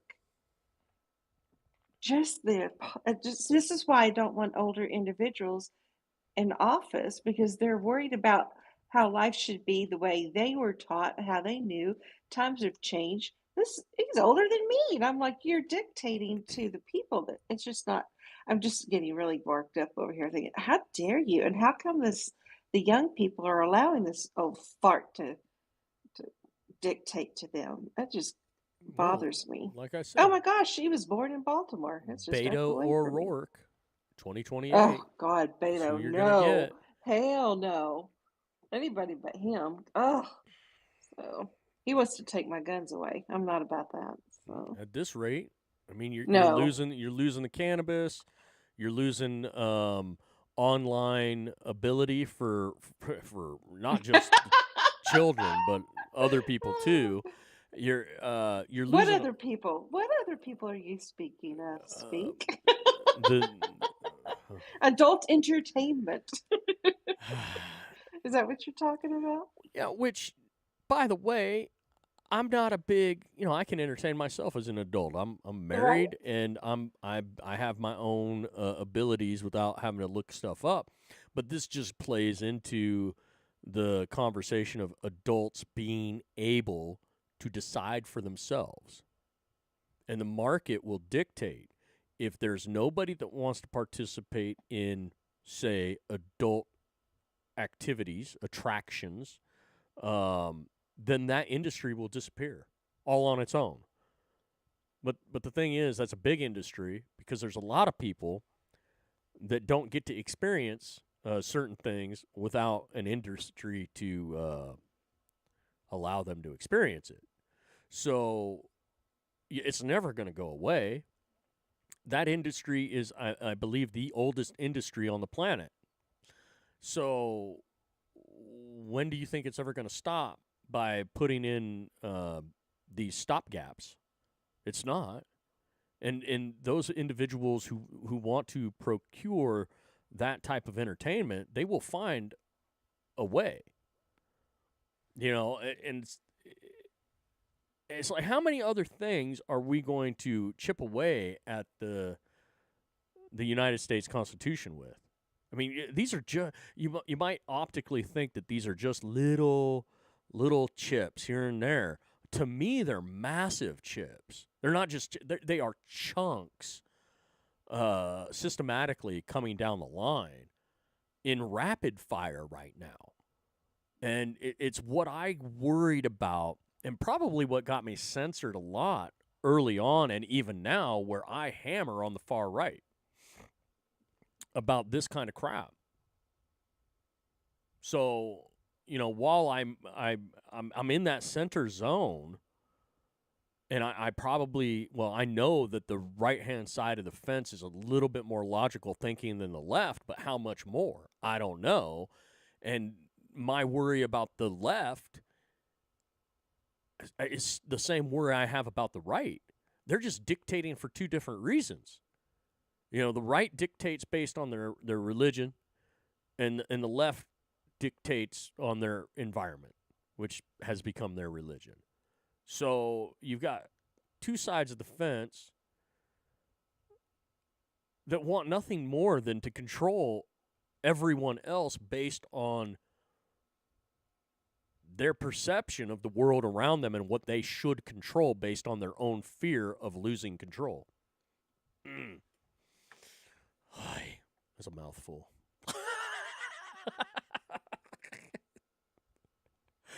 I need a brownie, damn it. No. Right?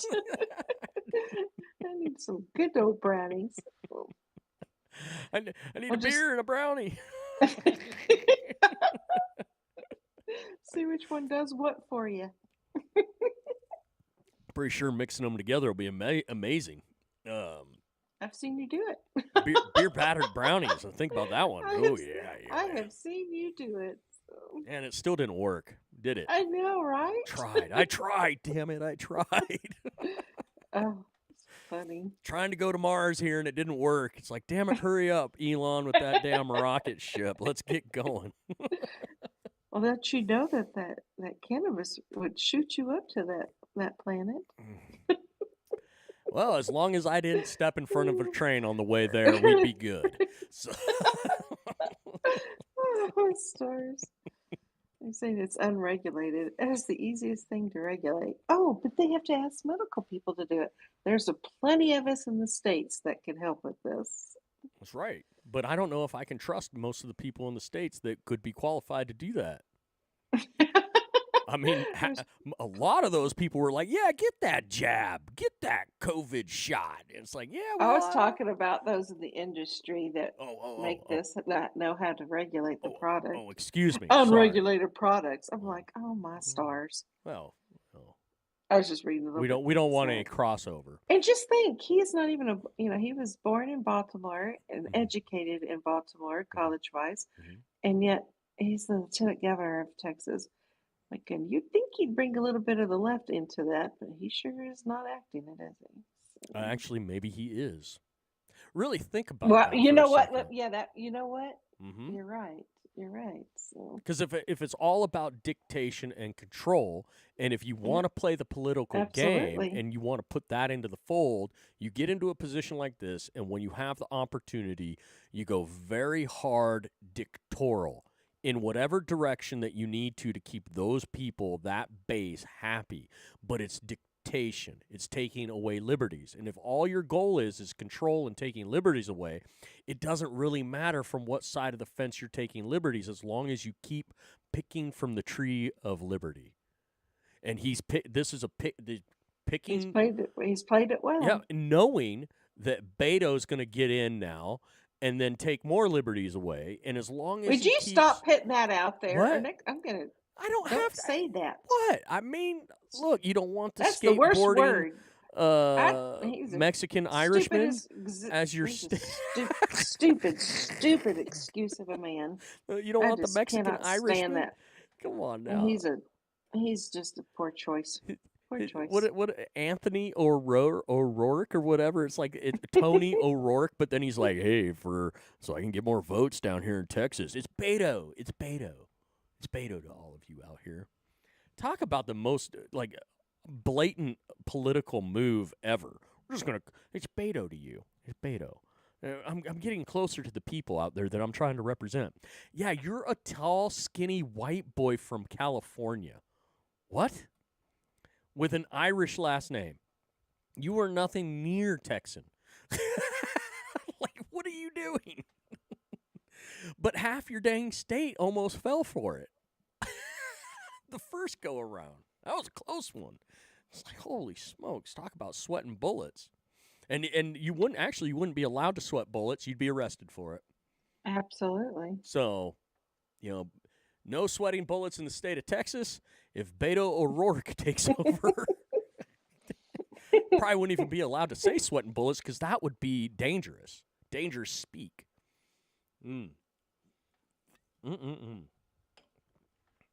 Wow. So what else? What else is plaguing your mind and your heart at this moment with the demise of your home state? Seriously, discouraged. I'm sorry to laugh about it, but look, the I demise know, of it's my home state and my whole West Coast has been happening in front of my eyes, and now I'm like, now you see what I've been it's talking spreading. about all It's this spreading. time. It's spreading. Y'all just corral yourselves into your own little hole and leave the rest of us to enjoy the goodness. The problem is my states were corrupted by outsiders from the East Coast coming over and then rigging the whole dang thing. Ours has been screwed over by the California West Coasters. You know what? It's because a rubber ball bounces. And so the East I'm Coasters went telling to you. California and then they bounced over to Texas. So now you've got that little action, which, oh, by the way, actually, you just proved my point by saying where Lieutenant Governor Dan is from, Maryland. So thank the East Coasters for this disaster. I'm saying he played this game well. Wow. Okay, so it's probably very easy to, it's obviously easy to joke for me about Beto O'Rourke and whatnot, potentially 2028. I just told you to stop putting that out there. Okay, And but what did you I'm do? leading somewhere. I'm leading somewhere with this. I said So don't ever mention that person again. How viable is it for the state of Texas to turn blue because of this type of action?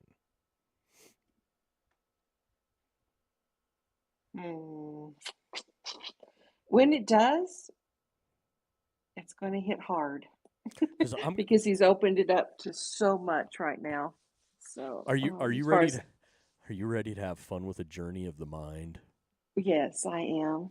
So, when California was last red, Elon and Joe Rogan lived there. It then turned blue while Elon and Rogan lived there. You know what? I thought about now that. Elon and Rogan have moved to Texas,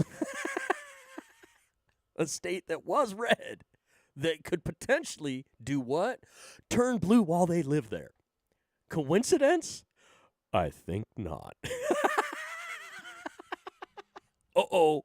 Is that a journey of the mind or what? You start putting little dots together here. Uh-oh. Uh-oh.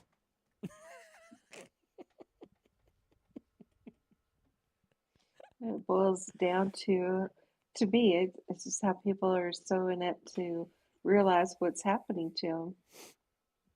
Well, as if this is okay, and it's not okay. Right. Well, who's going to, and all joking aside, who's going to drive this? I can't say the little B.O.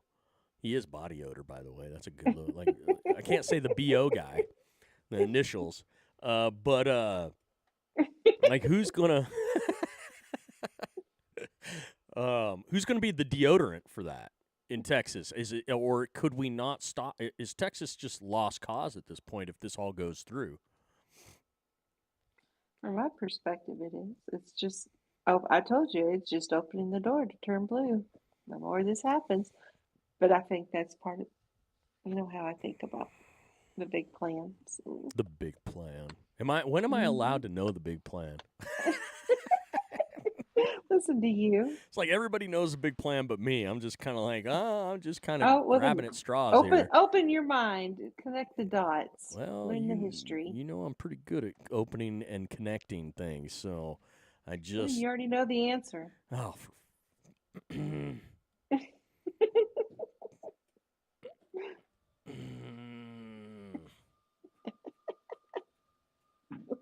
It's be true. It be true.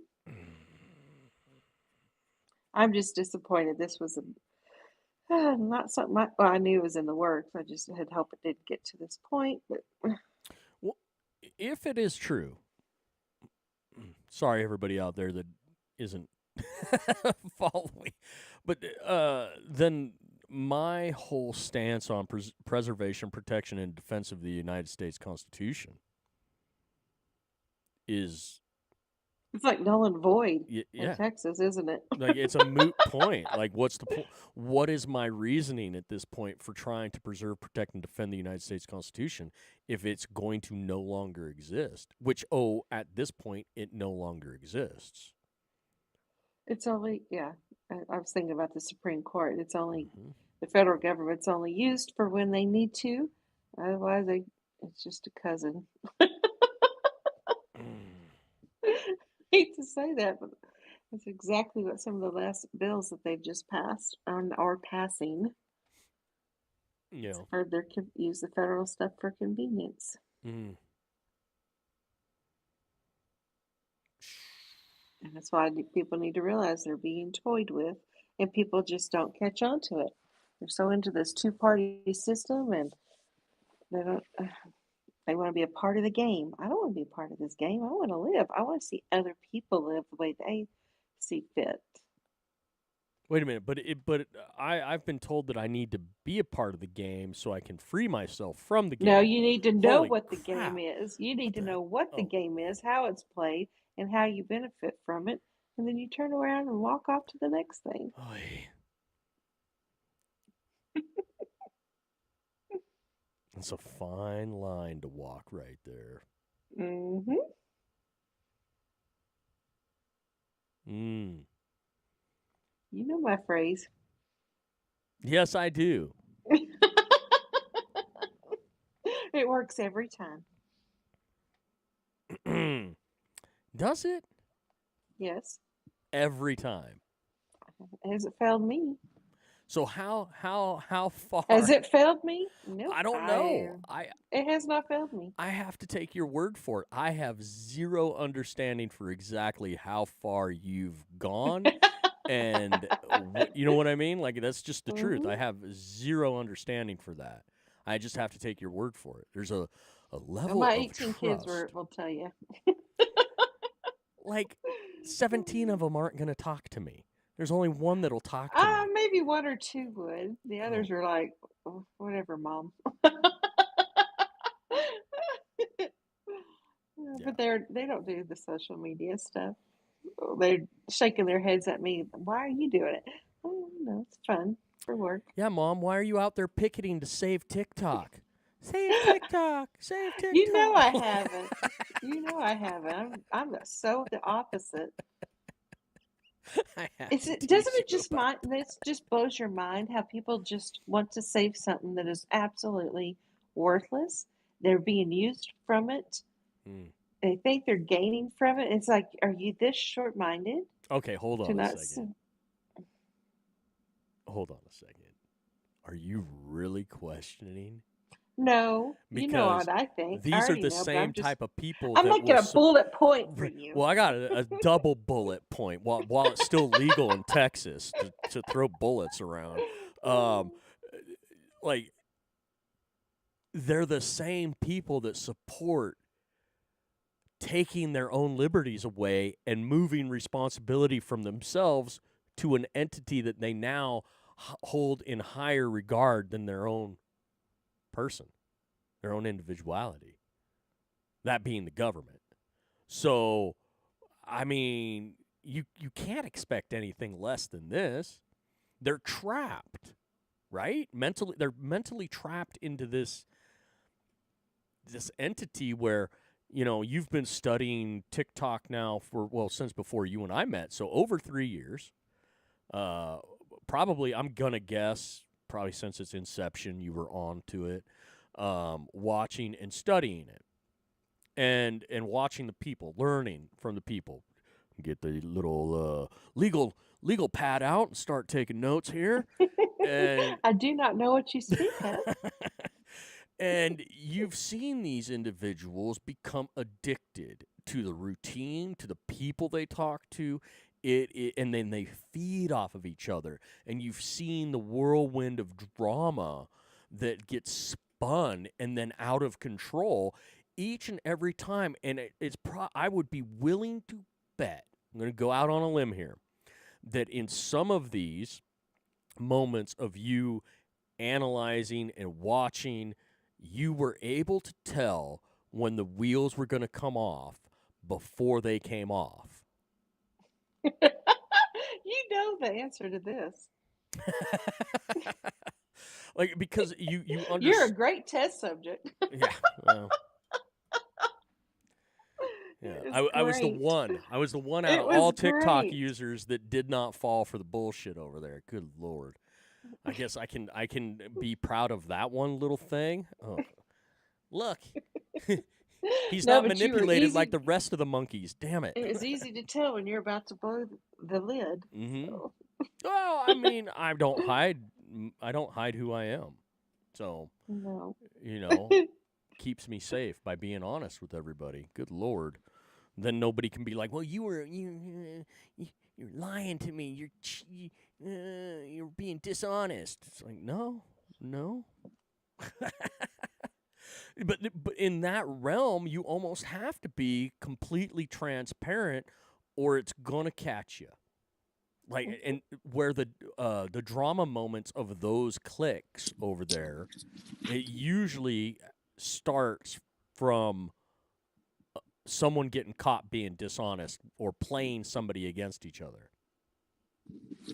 Almost, It was definitely yeah. junior high garbage, Oh. that's for sure. So horrible. Which then goes back to where of course, they're going to picket. They're going to storm the building to keep TikTok. We must keep our gathering place for our emotionally distraught groups here. Why can these people not figure out? We have how many other platforms that they can access, and a lot of these they already use. A lot of these platforms are cross-pollinate with the users. So when they see TikTok go bye-bye, why can't they just be like, all right, we're going to use this other platform? Because it's not as popular, it's not as well known. We'd have to actually work to get it started and get going, and they've already done the work with that on TikTok. And TikTok has made it so easy for individuals to do things on the app. It's just hard for people to break a habit, try something new or better, heaven forbid, if you're going to do social media. Well, earlier today when I was breaking down the TikTok thing after President Trump had made his comments about, wanting to try and save TikTok, I just, my brain, I was thinking, oh, shit. See, talking to you, it's not a good question necessarily, because I already know this, but it's like, do the people know? Do they know? No. This is a multifaceted mapping program. It's not just mapping the world around you through your cell phone pings and this, that, and the other. So in your house, around your house, everywhere you go, it's also mapping your brain. It's mapping your activities. It's mapping what you are potentially going to do, your sleep patterns, your eat patterns, your social conduct patterns. So your speech, it's mapping everything. It's multifaceted so that they could actually potentially, so everybody out there listening, don't go crazy on me, but they potentially could create an AI version of your personality and input that somewhere else. And then run that through programs to then do an analysis of what you're going to do next. They already do this on so many other things and other levels. It's like it's beyond my ability to really want to explain this to everybody right now. But you know where I'm going with this, Belle. How do they not understand that that's what this app does? They're not concerned about it. They're not concerned about it. They don't see how it's going to be detrimental, which means they don't have a comprehension as to what data is for, what it's used for, and how it's going to be used. Okay, so without bringing up names, Hmm. you shared with me an experience you had where you were interacting or at least listening to something that was going over on TikTok. Okay. Hmm. Those people, how many of those people would be concerned with this or might be concerned with this?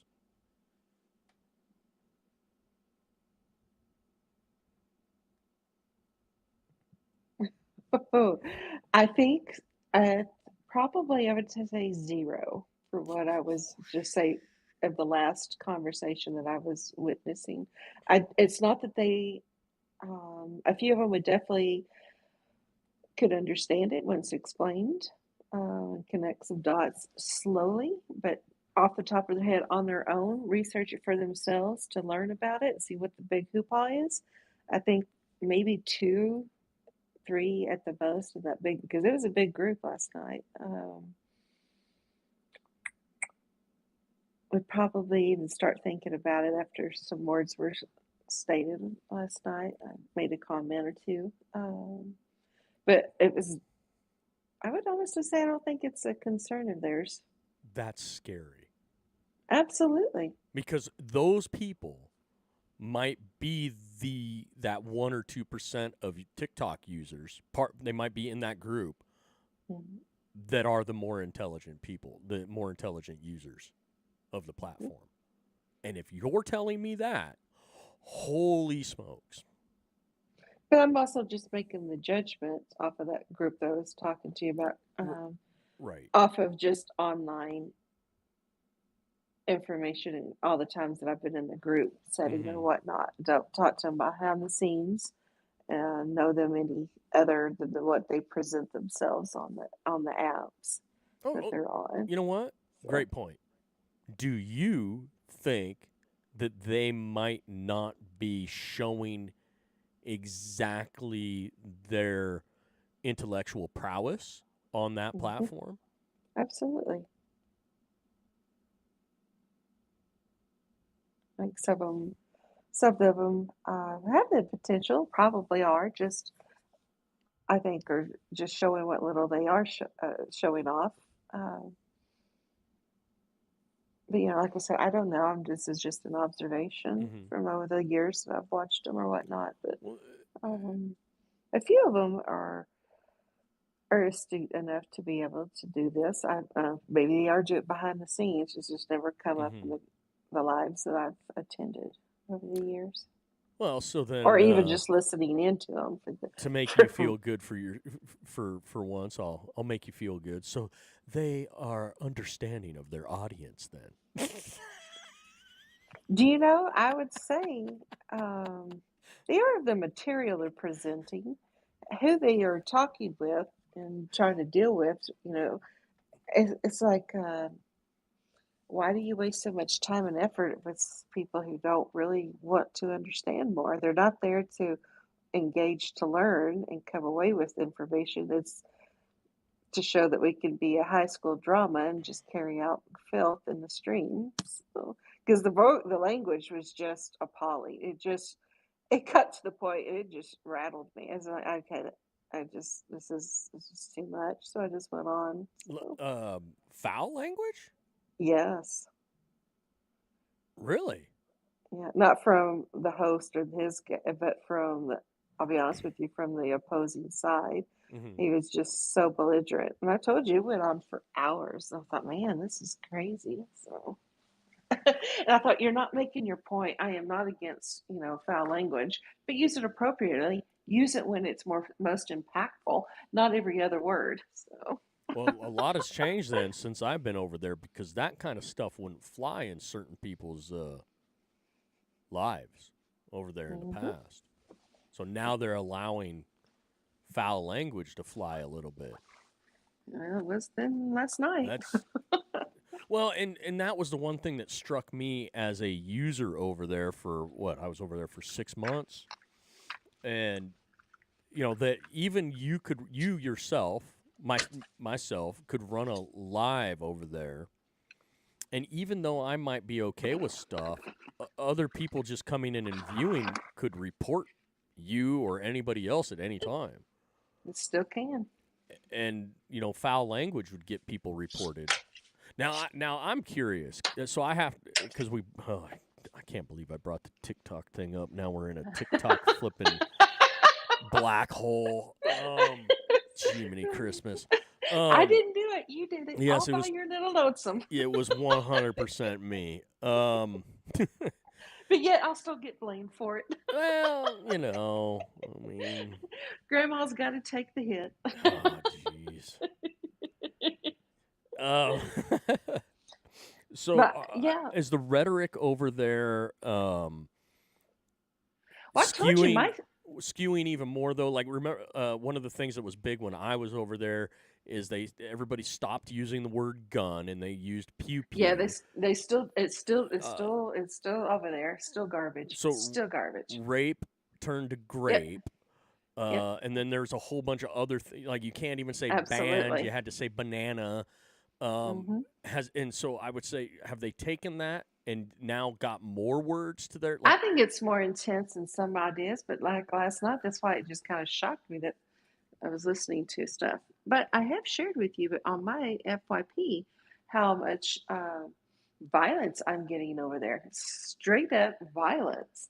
And the sexual, it's not even the lewdment, it is actual physical actions of my FYP. It's just shocking. I told you the other day, I thought, what app am I on? It just boggled my brain that it was a TikTok. So.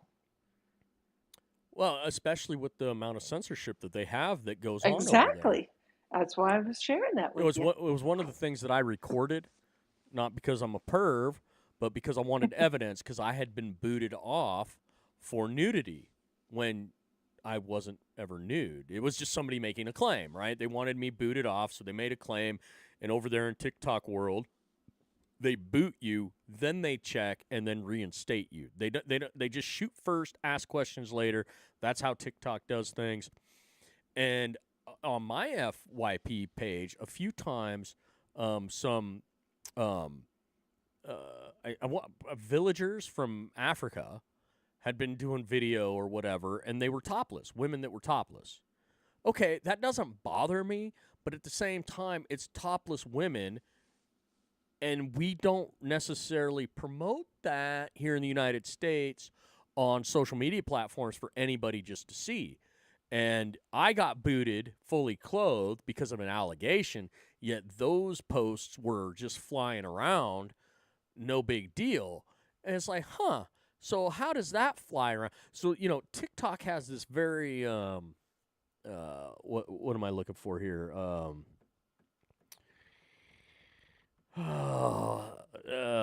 Biased a way that they pick and choose whose content is allowed to fly around, because quite frankly, they are in control of 100% of it, and they only allow what they want to manipulate the people with. So when I see content that comes through their platform onto other people's platforms, it's like, well, if it was allowed to fly on TikTok and now it's flying over here, obviously these posts are meant to paint a picture that's not real. In some fashion, or something that might potentially be detrimental to society. So, yeah, anyways. Oh, that cute little giggle. Oh, my goodness. And I now, sent you a meme, sorry. And now again, there's proof. It's on live recording. If anybody ever disputes where Callie gets her little from, it's Mama Bear. I hope her ears are burning right now. She better be sleeping. She's up in 30 minutes. So you sent me. Where did you send it? I didn't see where you sent it. It's on your other account. Oh, okay. I'll have to check that later. If I go check it now, it'll kick me out of everything Oh, that's fine. at Yeah. this point. Okay. Yeah. TikTok's interesting. The fact that Oh, Donald it's J. awful. Trump, as the president of the United States, knowing. Okay, here's real quick. Does he know? Do you know if he knows how detrimental TikTok is? I will go with the statement as I said about Texas. You got an older white man, Oh, 79 years old, making things that it's not his world. Mm-hmm. It's the younger people's generational that needs to be helping with this, and I don't.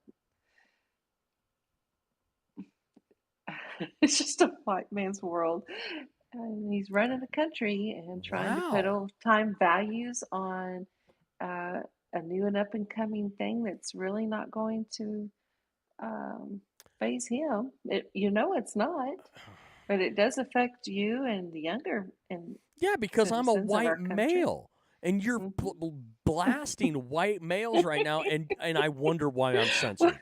Because I'm a white male. Good Lord.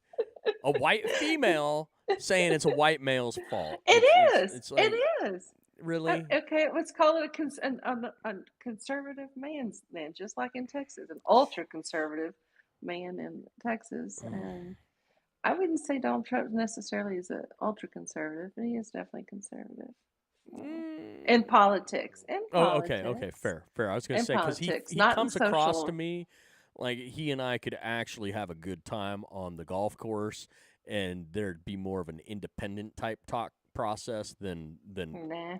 ultra conservative type stuff or conservative type stuff. No, you don't think that there would be more independent type talk, or would he No. still be playing the game so he couldn't let me know? Absolutely. Okay, so me I'm and just him saying behind that the scenes. How about that? Would you think like when nobody's listening, where I get real Donald J. Trump, not political Donald J. Trump, or does that person not exist anymore? I don't think it does. Oh shit! See, that sucks. Well, you're not going to. You're going to get what the public wants to see. Yeah, and I get that if I'm in the capacity of a podcast guy, but you know how I like to be with people. Like the rest of this crap doesn't matter. I don't have to do the podcast. I don't have to do any of that. Let's just hang out and have a good time, and enjoy. But if he's gotten into that realm of there's no difference between his personal life and the public life now because of the political sphere, then I feel hello, bad his for him. his public life is out there. I mean, right now he's in the presidency. That is his life right now. That's what he's doing. Yeah. He's dedicated his life to do so. So that's not really a fair observation or a fair question because that's what he's doing now. See what he's about after he's out and done with this. Because once he's out, all he has to worry about is his library. And of course, we have foundations and boards taking care of all of that. But That's the podcast I want right there. Yeah. I don't want Mr. President while he's the president. I mean, that would be great, but I want Mr. President after he's done being president. That's what I want. So he can then ask spill yourself the why. goods. Ask yourself why is he pushing so hard for TikTok when he was so adamant against it, and then here we are.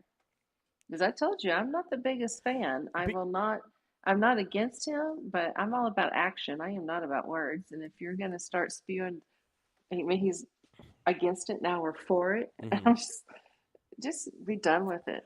So I'm not going to earn any points right now, and you may at some point be like, you shouldn't have said it. But I'm going to say it because, I have a tendency to do that. He made comments today referring to he won the young vote by like 37% or whatever, and he attributes TikTok as being part of that reason. I disagree, but he made these comments in the direction of that this is what he was told by people. So Yes. his the people that are consulting him. Mhm. This is where I'm going to get in trouble now. I believe the majority of people that are consulting him right now are complete idiots, and he's believing liars to a certain extent. And I believe those people are using him to further their careers post-Trump era. So while he might be trying to do things to further his legacy, okay, I can understand that. I think he might actually be doing some things that he's being conned into that's going to detract from his legacy later on because Well, he he's may be so thinking he's helping the young people by keeping the app or whatever. Mhm. Like I said, he's bringing so much um, old ways into the new way, and it doesn't mix, doesn't mash. For me, from my perspective, right. so I have to kind of give hats off to help the young people if they think that, because as well as I do, social media is the future for the young peoples But if you today. have young people in power right now that are consulting the president and all they do is have aspirations for control, Mhm. this is a bad thing. Mhm. Very bad thing. And if you're older and you're not seeing it because you never really paid attention to it before, and all you see and has been shown is that it's helped you get over the hump to get your seat back as president, But you okay, act like he doesn't know how to do anything about business. For him, this is a business deal. right. So, So, but again, making deals. So, what have you sacrificed to do that? Then, are you sacrificing our future for your legacy right now? But to say that it might help us in the future, even though I'm pretty convinced that the next group of leaders in this great nation are going to be the worst ever we shall see. by We shall far. see. Like We shall a see. complete total disaster. The ones that I see that are up there right now for next leadership, Mhm. I I I am willing to bet my life they will be the worst leaders of all time in this country. By far. Not even close. So, I mean, but that's just me. I'll disagree. Okay, what? How are you disagreeing? Because like we got Joe Biden Do you know, and there you go. like we Joe Biden and Jimmy. If it wasn't for Joe Biden and Jimmy Carter, these people would be the worst. But thank God, they're lucky stars. We got Joe Biden and Jimmy Carter, so they're not the worst. But they're a close third place. Good Lord. All right, fair enough, Bell. Fair enough. My goodness. I know those accusations I'm just throwing out there. The only reason why I feel that way is because these individuals are already career politicians. True. And I do not see the swamp anywhere near drained. And I don't believe it's going to get drained. That's why people need to understand what propaganda is. Go by actions, not by words. And then I'm over here just shaking my fist out of frustration, like we have an opportunity right now if we do things the right way, and I feel like we're not going to have the stones to do it. Like lately, I've been That's saying, exactly why I told you he doesn't need to promise something and not follow through with it. yeah, yeah. And he has wishy-washed so hard on that. Mm-hmm. Well, it's like he's the perfect president to be in control right now while we actually do petition the government verbally, like Right. a true January 6th style event, except to the nth degree, where we do the same thing there at the nation's capital and reproduce that at the exact same time around the state capitals around this great nation, and we do it peacefully, respectfully, and responsibly, and we verbally petition the government with our grievances, not just a protest, everybody, an actual petition, a true petition, verbal petition. He is the perfect president in this moment to do that because we will be heard, and there probably wouldn't be any detrimental shenanigans that would be a part of it. If we handled ourselves the way we are supposed to as citizens, being that final check and balance to the whole system. In that moment, we actually probably empower the president to be able to do some of the things that he said he would do that we really want him to do, but he's been a little wishy-washy on. Because he's battling two other branches of government. And if we, the people, stood up and did our part alongside him, now's the time, 100% to do it. But I don't think people have the stones. They're too scared of what happened on January 6th and what they believe happened when I don't even believe half that happened anyways. Not how they've reported it. So, and I think that might have been part of the reason why they did that on January 6th, to keep something like this that I'm speaking of from actually happening later on. To scare the people from actually being able to feel comfortable enough as a united entity to petition the United States government at all levels together, it responsibly and respectfully. And I know that's a tough one, right? You get that many people together and expect responsibility and respectfulness. Don't know if that's going to happen. But we could try. And I think it would empower the president because he's leaned on the whole his election was a mandate. But people can always challenge that. They could argue it. But if you actually see the people, because that was one thing that was stolen from us due to weather, I guess. That was the excuse. But you didn't get to see the Capitol filled with people for his inauguration. You just got to see a room. So the optics of actual mandate and support of the people was taken away from him at that moment. That actually was more detrimental. If they had gone through with the ceremony in the rain, it would have spoke volumes to the power that has been given to him by the people at that moment. Because if that whole mall was filled with thousands and thousands and thousands of people, and he's out there like it normally is done in the weather, I mean, holy smokes. USPS mail service would have been proud of that. What is it? Nor rain, nor sleet, nor hail, however it goes. Yeah, I forgot, but yeah. Mm-hmm. The rain, shine. I forgot what it was. Yeah. The mail will always get to you. Absolutely. And then he could have taken that opportunity and said, "I am the president that will deliver." Boom.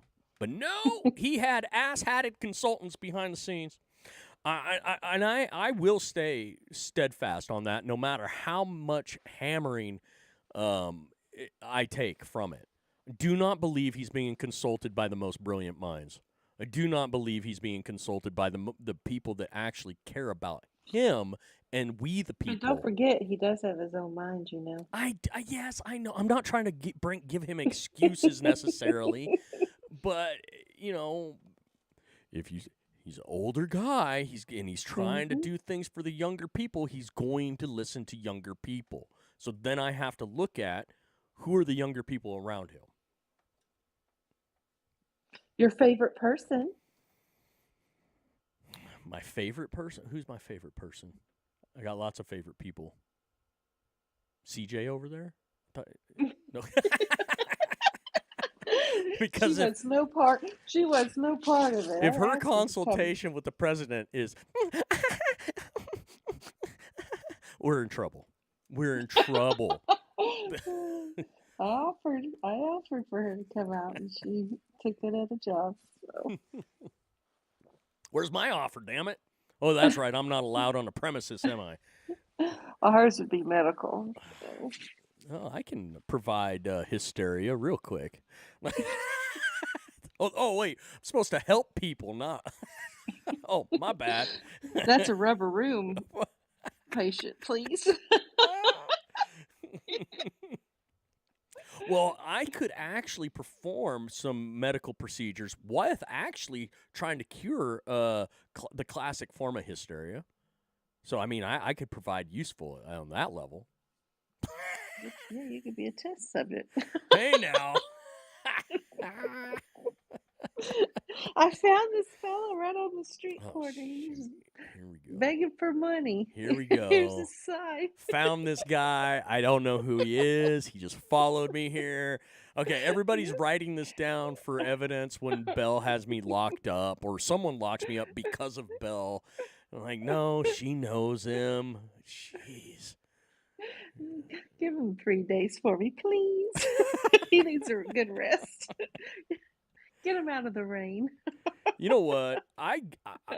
There might come a time where I'm like, please just do this Right? for me. I need some peace. Send me somewhere for just a couple days or so to get me away from all of these crazies.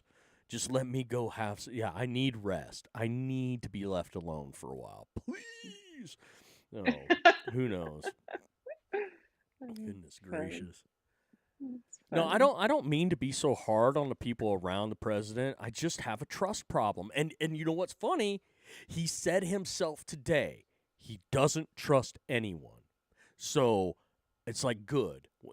Hearing him say that, it's like all right, at least he's probably doing the over analyzing of certain words said to him by certain individuals around him. He's always analyzing, probably. Like, is this for them, or is this for me, or is this for we the people? How is this working? How is this going to play out? He's got to be doing that. Okay. No excuses for the president. You're right. Thank You hear that, you. Mr. President? If you're listening, Ms. Bell said no excuses for you, so I got to stop giving you excuses. Apparently. Absolutely. Apparently, I've been giving you too many excuses. Blaming the people around you instead of just you. Buck stops at the top. It does. Well, who gets to choose the people around him at the end? Him. So, I mean, ultimately, even if it's the people around him that are being doofuses, it's still his fault. So, that just hurts my heart. I told you, though, I mean, like, I'd be the one person over there really looking out for him. So, you know. Well, That's what everyone says. yeah, well, but you know I mean that.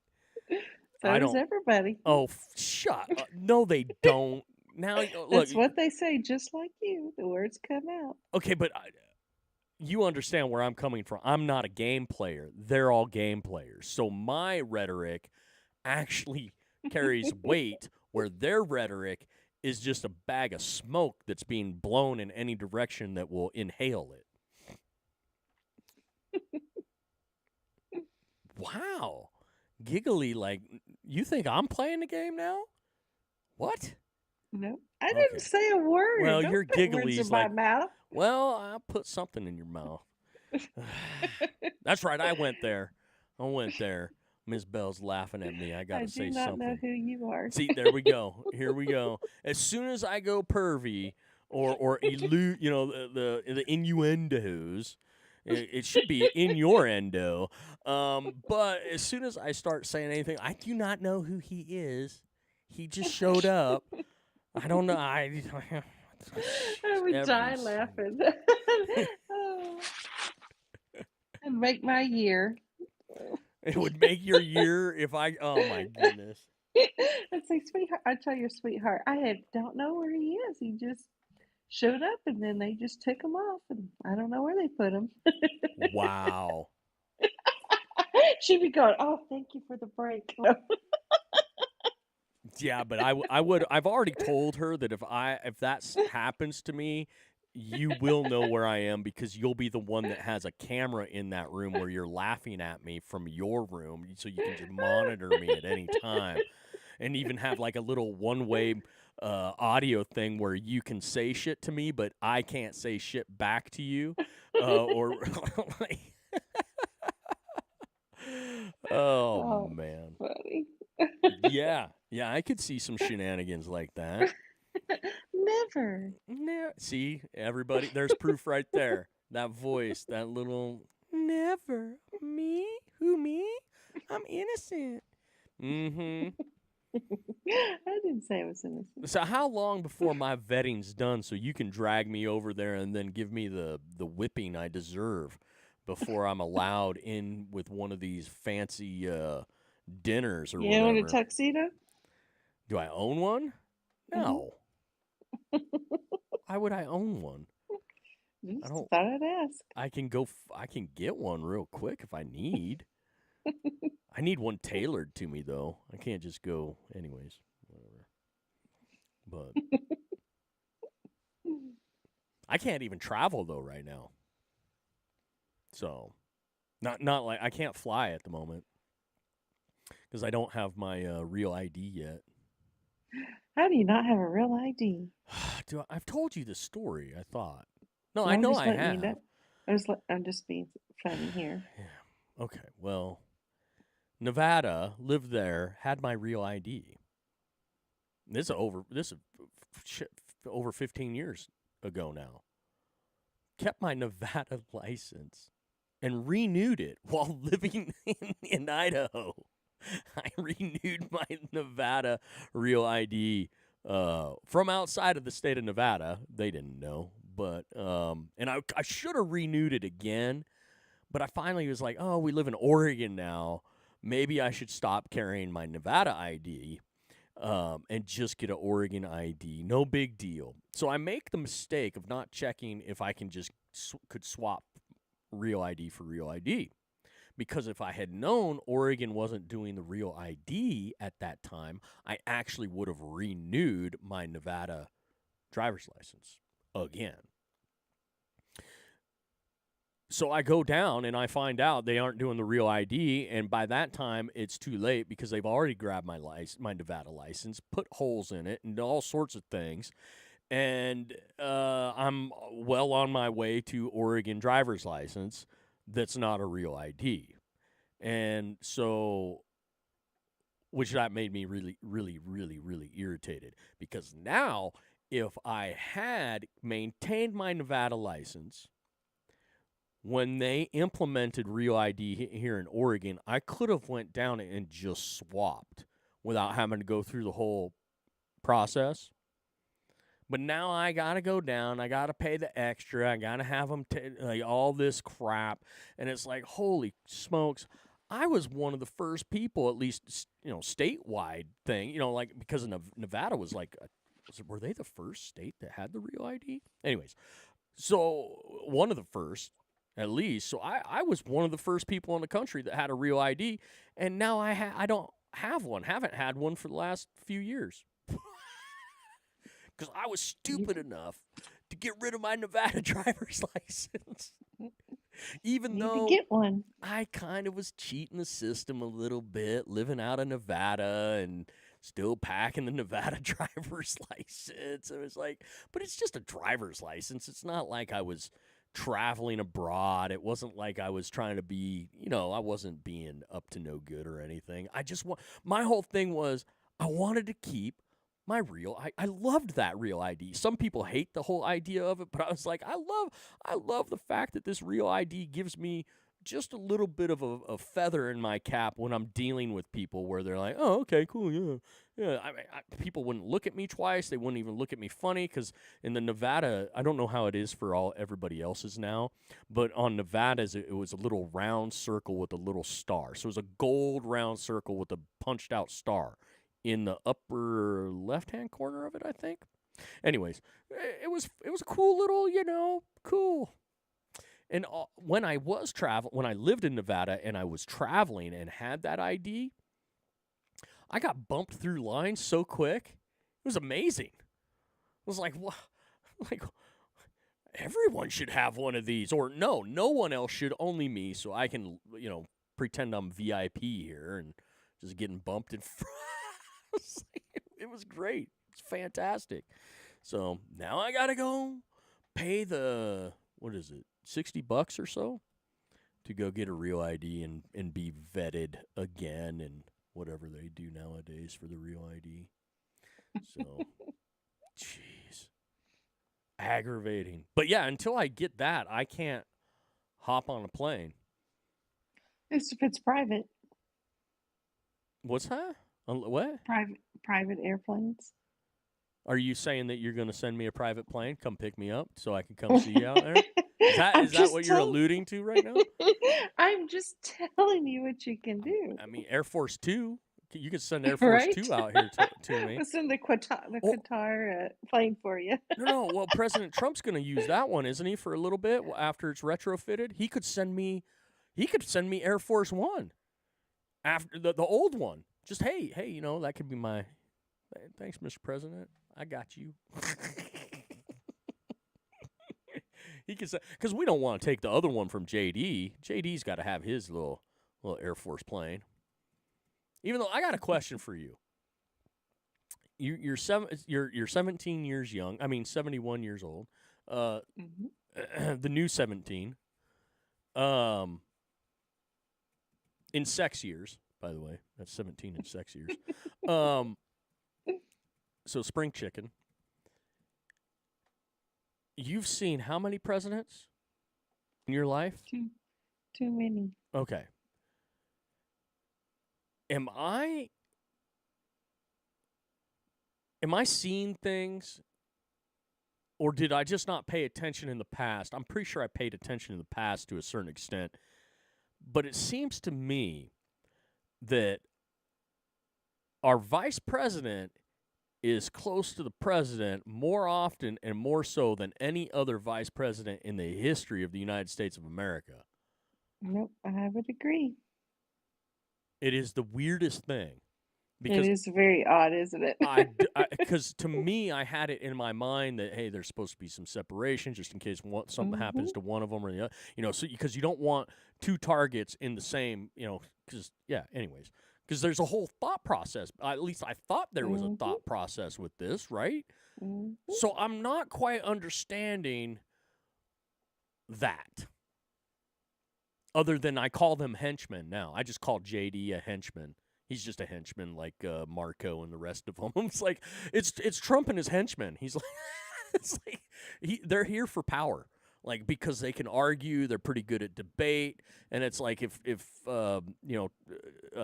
Trump needs a breather because he's already said everything he can say, and he's getting irritated, they can jump in and like pit bull attack verbally on whoever it is that Trump's trying to make a point with, because we've seen that also happen a few times too, where if it's not JD, it's not Marco,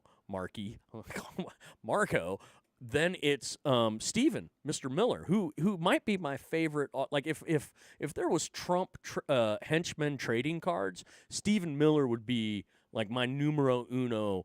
Like, no, I'm not trading this card. I love how he treats the media like dog shit. I love I absolutely love just his demeanor. I love it. I love he does these little moves. He does it on purpose too. It's a power thing. I love it. There's little things about what Stephen Miller does that I've just picked apart where I'm just like, he and I might not get along in real life, but I sure as hell love him as a Trump henchman. Go after him. Get him. So, but it's just weird to me. And I don't know. Obviously, it's by design for a reason. But what would that reason be if we're talking about the safety of the president and the vice president?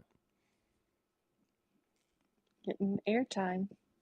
Your face put out there. Couldn't you have that without them being in the same I'm not. room? You just asked a question. I just gave you an answer. I'm asking more questions. Couldn't you have that without them being in the same dang room? Well, I wouldn't have done it in the first place, but it's not my call. So is this a lack of, like, what is there something going on behind the scenes that we're not aware? Obviously, that's a dumb question. There's a ton of stuff going on behind the scenes we're not aware of. But as far as with this, trying to get the FaceTime, for J.D. Vance as well, and even Marco, which, I mean, this goes into a whole nother realm of, like, what the heck's going on here. But, boy, they're on television a whole lot. Like, more so, I mean, at least, especially President Trump, he might actually be on screen more this presidency than he was last presidency. Don't you hate when he talks to the reporters when he's on the way out? The noise from the helicopter is so annoying. You can't hear him. He's having to yell over that noise. It irritates me. I always complain about that. But have some dignified moments there. That's not a dignifying way to speak to the people, yelling at the top of his lungs. So.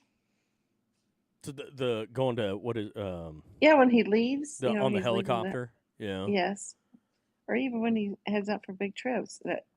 Those airplanes and that wind is just so distracting to me. So Yeah. Hello, Chief Boom Boom. Welcome.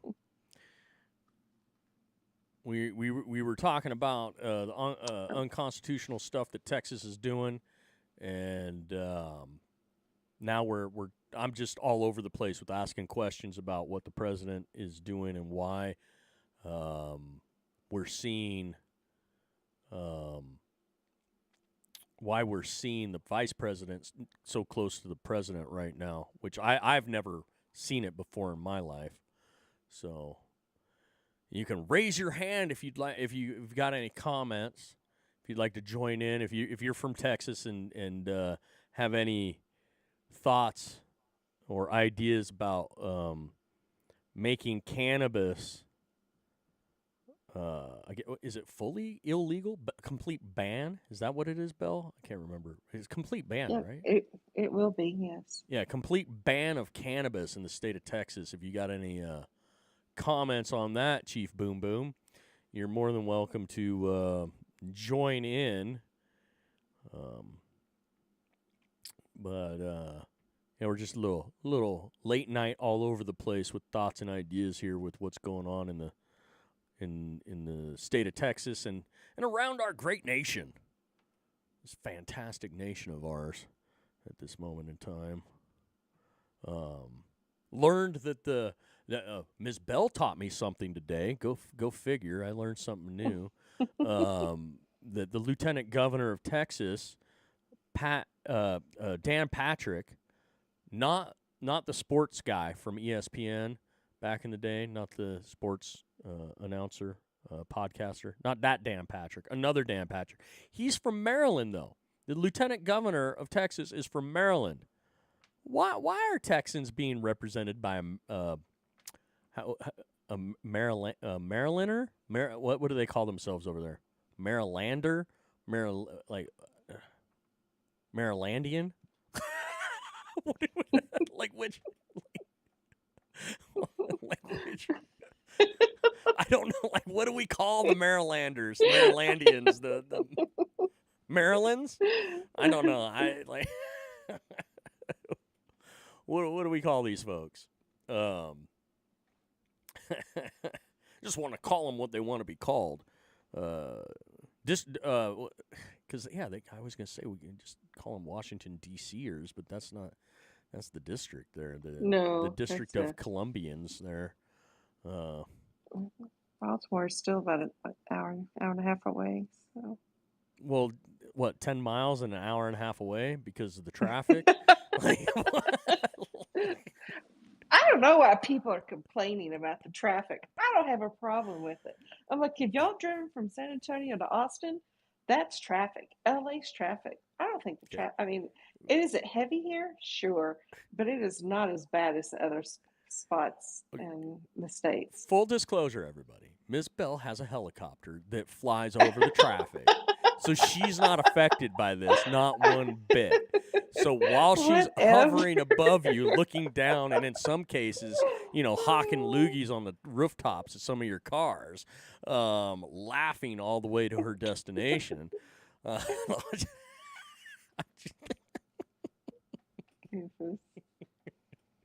Hey, don't tell me you don't have like a little helicopter landing circle out front of your place somewhere. I'm Oh, sure that's well, like standard for every house there in that area. Exactly.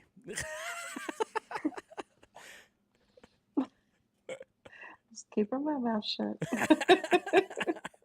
I do not know what you speak of. Blip and a Blap over on Rumble in the Rumble chat says, I have a ROFL copter rolling on the floor laughing my ass off copter. A raffle copter? A raffle copter. Roll on the floor. I mean, is that a new sex move I'm unaware of? I'm not quite sure what that, like, what's It's funny. No, good. The traffic though. So the traffic from San Antonio to Austin is atrocious Oh, in Lord. comparison to Baltimore to DC. Well, I'm not in Baltimore, but yes. I don't think it's as bad. It seems bad because the lanes are, it's only like 2 lanes in most of it, but Mhm. compared to Texas, we have quite a bit more lanes going in and out. So we do get more traffic, and the speed is just atrocious. Mhm. Which for me, in my experience, I have seen some horrific accidents out here since I've been out here for a month or so going on now. So And you've already seen a few doozies, huh? oh, absolutely incredible. Like, just slow down, people. So I'm gonna put you on the spot. Mhm. Who has dumber drivers, Austin or DC? Oh boy, let me think about this one. I'd probably say DC because they don't use this invention called a blinker out here. Oh And shit. for some reason, they don't let people I hardly like to use their blinkers.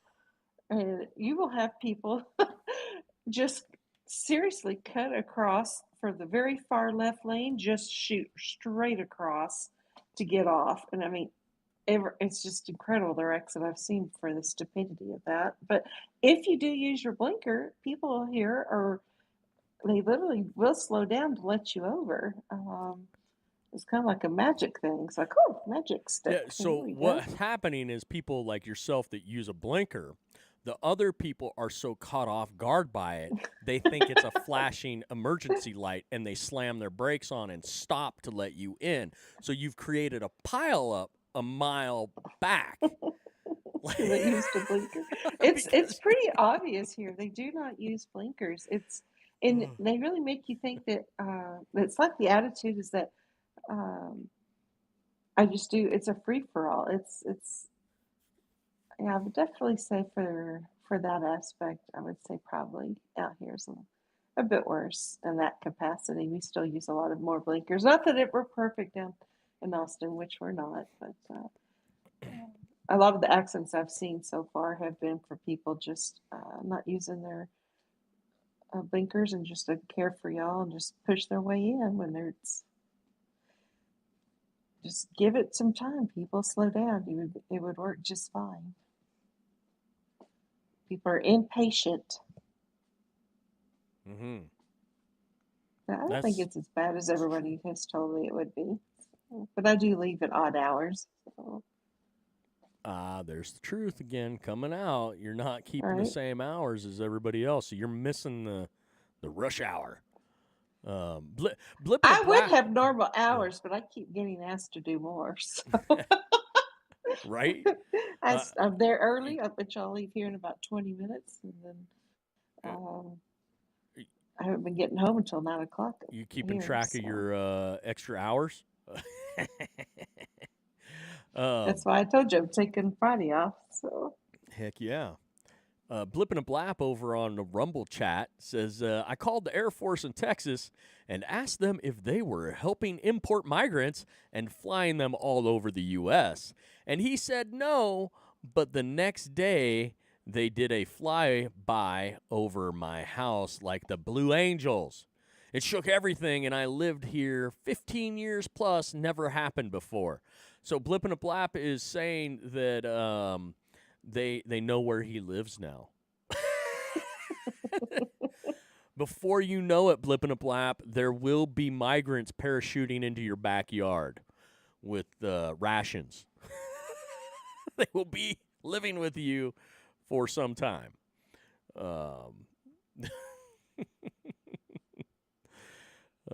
Fun times.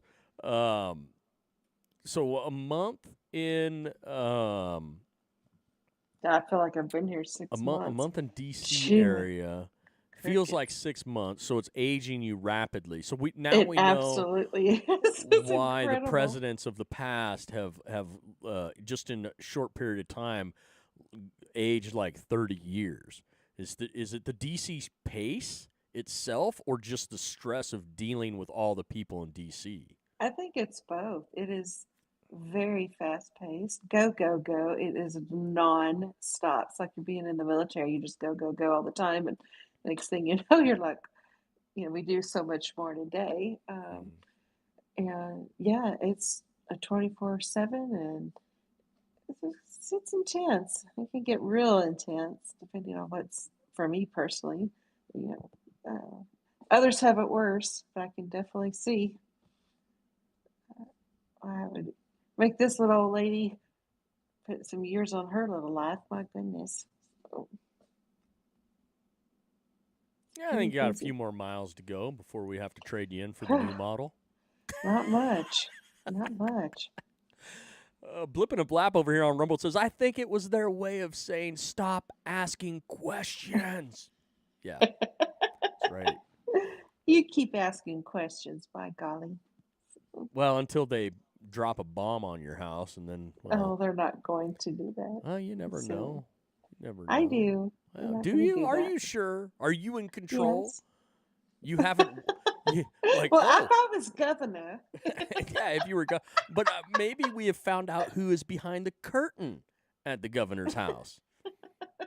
She's the Wizard of Oz herself, Miss Right? Belle of Texas, pulling the strings. Oh, if I was that one, it would not be in the mess that it is right now. So. Blip and a Blab says, oh, and when I called, they did know everything about me. Creepy. Well, after you've called them 20 times, I'm pretty sure that you have kind of a relationship that you've built with them. So, This takes one call. Right. Oh, man. So Washington's doing a number on you. That's exhausting. Absolutely. How many people live in D.C.? Here, I was just asked that earlier today. And I was just trying to figure my way around here. It's crazy. You'd think as much as I've been back and forth, back and forth, back and forth, I would remember, but I still don't. I think I'm just so wrapped up in work. I told them I'm going to start working from home. This is crazy. I thought you had it. Go over. I thought you had it set up very for well. that already. Oh yeah, they're setting up my room, but yeah. No, we're mandated to come back in. Really? And I'm like, oh, absolutely. Well, You it's come just in because the you're office. so pretty. Shoot. It's like I'd want to see you every day too. It'd make my day better. Oh, you silly. Huh? What? I said, oh, you're silly. Look, I can't have my secretaries just staying at home. I gotta have them showing up so I can at least remember. Who's working for me? Yeah, yeah. Where's the one that laughs at everything and everybody? Quote unquote working for me. Like I said, you get requested. The one that laughs all the time. I laugh at everything. It's all so stupid. Why? Okay, so I clicked on DC. It's not giving me a population. I just Google Earthed it. What the heck? That's odd. Why will you not? Just tell me the answers. It's just giving me a whole bunch of pictures of everywhere around DC. That's weird. If I click on any other town,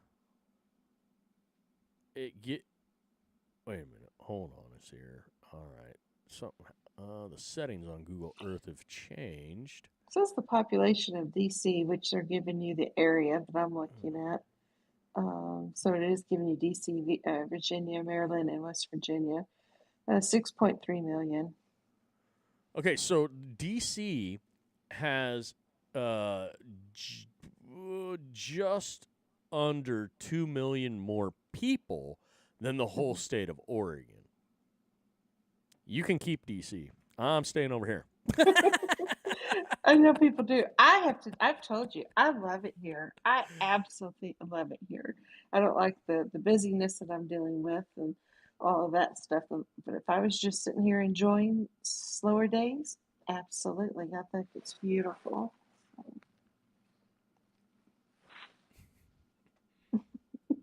It's a beautiful area. Look, the whole country's beautiful. There's not anybody that can deny. I mean, as much crap as I talk, the truth is the United States of America, from sea to shining sea, is absolutely spectacular. And I can make that argument for all of North America, sea to shining sea. Mm-hmm. And it's just, there's so much different things to see. We're blessed to be in a land so vast, and we all should take advantage of it. I just so happen to enjoy being over on this coastline where there's basically nobody. It's amazing. Which means if you're out there like, wait, what did he say? There's nobody. Oh, well, you should go. No, we don't want you here. No, you're Well, good. we didn't want Texas overrun either, but y'all decided to come my way anyway. Y'all nothing. I was not a part of that. y'all nothing. I was not a part of that one. I was even complaining about some of the people who went to Texas from California. They needed to stay in California so they could help fix the destruction that they made California into. It's just absolutely Thank you. It's exactly my thought. Mm-hmm. Well, it's true. I don't like, I've told you, there's a lot of people here in the Pacific Northwest that tuck their tails and move to Tennessee and Arkansas and Alabama and Florida. Like that whole southeast region, you had a lot of people from the Pacific Northwest move there specifically for political reasons. And it's like, look, you guys see no hope in this area, and you're right. There is no hope here as long as people keep leaving here because of the issues instead of staying here and fighting these issues and trying to make it better for the next generations. So, I get really disappointed. If you have a job that you have to move for, I'm on board with that. I'm not going to hammer you for it because that's a job. It's a job, right? Everybody's got to make a living. Fine, I get that. If you got family that you're moving for, okay, I get that too. But if you're just moving specifically for political reasons, sorry, we are not going to probably be seen eye to eye on a lot of things. So it's like you just should stay and fight, because we do have something across this whole nation that we have in common, and that's the United States Constitution. So while each state is different, and I love the fact that each state is different, you still have that baseline of the Constitution to work from. And if people are running up against that in one state, don't think that they're not going to do it in another state. And so, you might as well stay where you're at and fight it here so it doesn't happen there. Well, I kind of laughed when I saw all of that stuff coming out of Tennessee there in their legislature. And it's like, oh, there's a lot of people, a lot of conservatives that moved to Tennessee, and look at that disaster in the Tennessee legislature. Like, oh, you moved to that state, huh? Good for you. Boy, you sure stepped in that one, didn't you?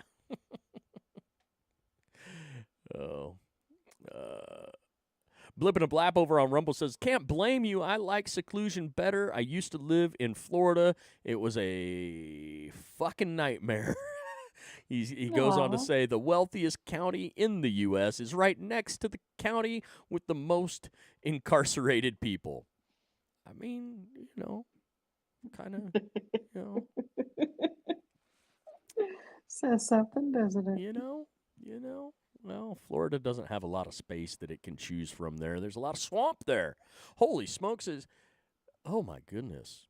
I'm just now putting it all together. President Trump was never talking about draining the D.C. swamp. He was talking about draining the swamp in his backyard in Florida. We misunderstood what he was talking about. That's our fault.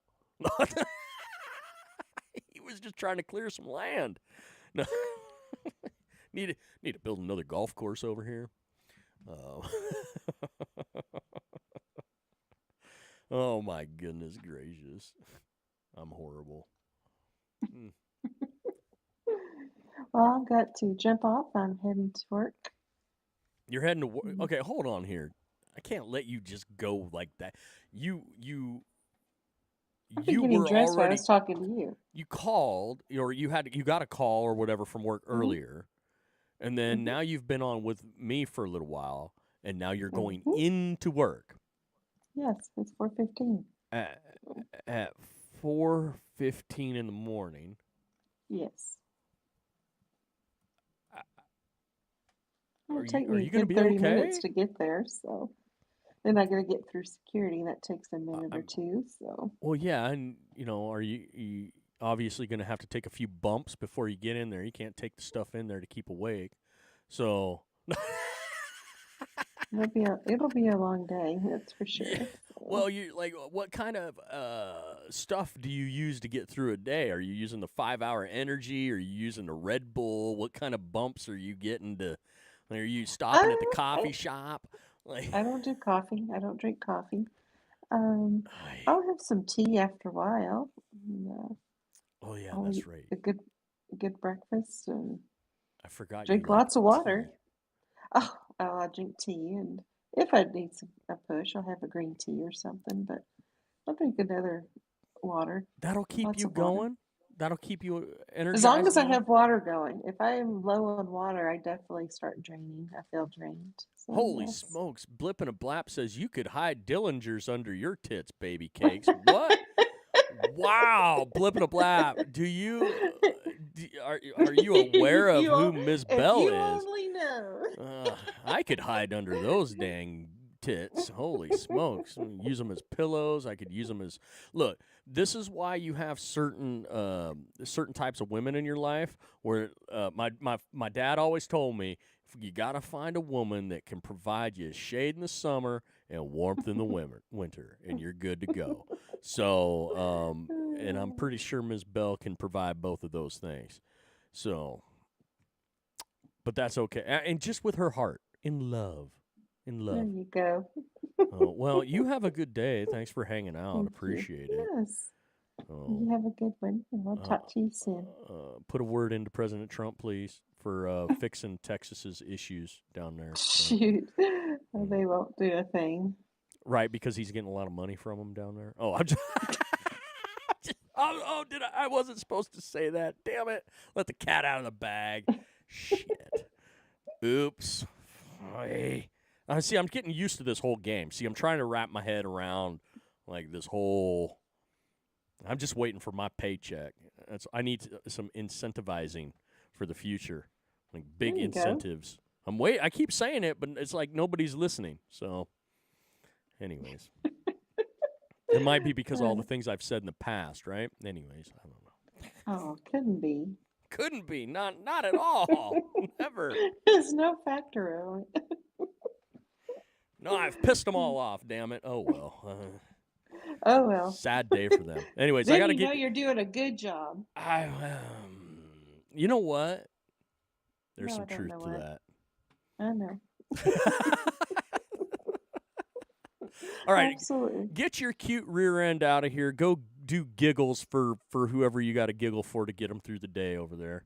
Because for everybody out there, Ms. Bell's job, what she does is she giggles for people when they need a ego boost.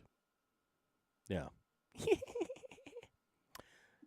That's why I keep her around. There you go. There you go. All right, Ms. We'll Bell. talk to you soon, sweetie. All right, have a good day. Right. All right, that was awesome. having Ms. Bell come in here. Chief Boom Boom showing up.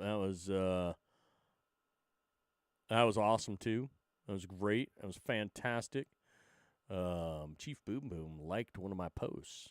Says, I have some words for the lieutenant governor. Maybe he was the lieutenant governor. Who knows? Chief Boom Boom, lieutenant governor of Texas. I doubt it, hopefully. Blip and a Blap was laughing his ass off at that. Blip and a Blap says, she makes it sound like he is the Don from Sopranos. Blip and a Blap goes on to say, doesn't a clown do that? Yeah, well, Ms. Bell is a Jill of all trades. A Jill of all trades. Not to be confused with a Jack. She's a natural-born Jill.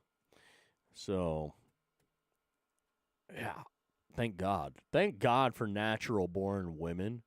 I think everybody needs a natural-born woman in their life. At least one, maybe two or three. But at least one.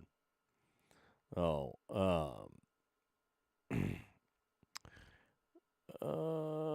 let's see here. Check in. What we got? Oh my goodness gracious, Miss Bell is so cheeky. She sent she said she sent me a message earlier and I just checked it. Oh my gosh. Cheeky. Oh, she's so adorable. Holy smoke, she blew up my message. She sent me more than one. I thought she just yeah, that's fantastic. She sent some. I'm gonna have to share these at some point. I'm not gonna share them right now. Don't get your hopes up. Maybe the hook to get you to come back and maybe see it next time, possibly. Blip and Blap says she sounds all right. She can take a joke. I can't even tell anyone to shut the fuck up without hearing hissy fits. Yeah, I mean.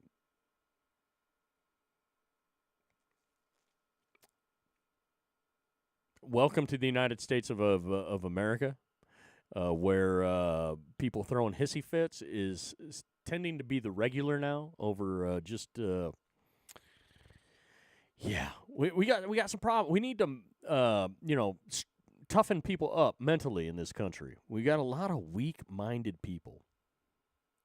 So, look, I'm all about promoting self-reliance, personal responsibility, and self-respect.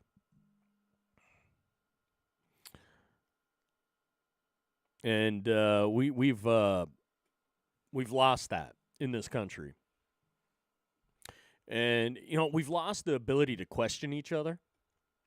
And actually just throw things out there, questioning or even so my assumption that the people around President Trump right now are not necessarily doing what's best for the country or doing what's best for him in that role as far as consultations, advice they're giving. Because he's definitely, President Donald J. Trump is the president and he is the one making the final decisions. But he's getting some really bad consultation in some cases here. Not all of it's bad, but some of it's bad. And it makes me question. Because ultimately, while he can blame those people, he told me, because as president, you have to be the great delegator, right? You have to be an amazing delegator. So that is not lost on me. So you have to rely on people. But when they screw up, he has to revert back to his days of The Apprentice where he goes, you're fired. And I'm not seeing a lot of you're fired going on right now. He had a high turnover rate the first go around, and maybe he seems to feel that maybe not a high turnover rate's a good thing this time around. I don't know. I don't want to see him with a high turnover rate. I want to see the people around him do what's right for the American people and help President Donald J. Trump in that task. But I'm not convinced that the people around him really have that as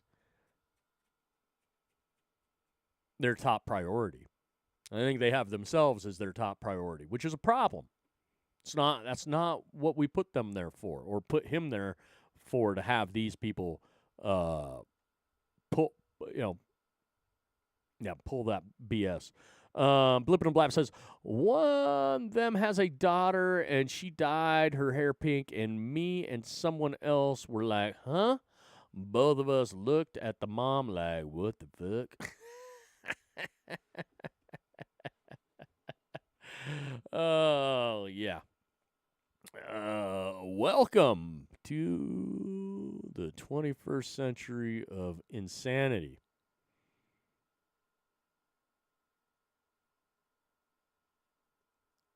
Anyways, I just looked at something and I'm like, yeah, I don't need to look at that. That was dumb for me to look at that. Anyways, moving on. I got caught in it.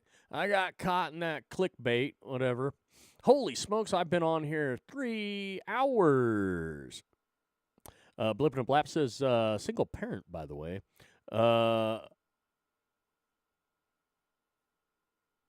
You're a single parent? That's not an easy job. Not an easy job. Well done. Being a parent is not easy. Apparently, being a parent is not easy. I've got 3 of them I dealt with. not alone. The early years of my son's life, I was a single parent. But in the later years, not such. Not such. Oh, no. Oh, okay. Oh, okay. No. I misunderstood what Blippin' and Blab was saying.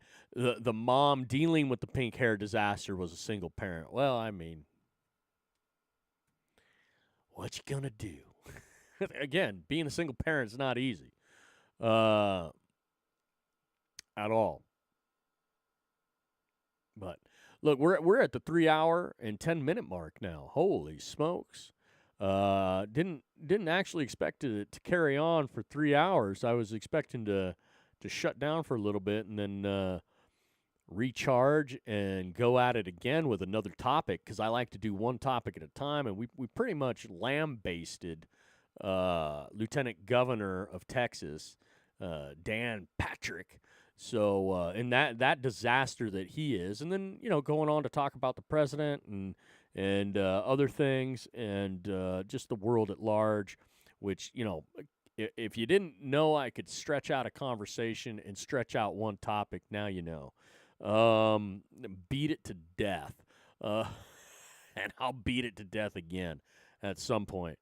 So, because it should be.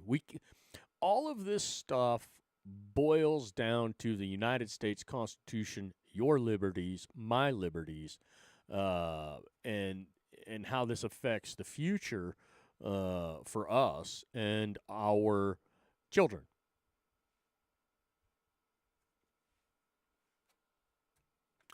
Our grandchildren. Boy, do I got a story there at some point. I'll save that for another day.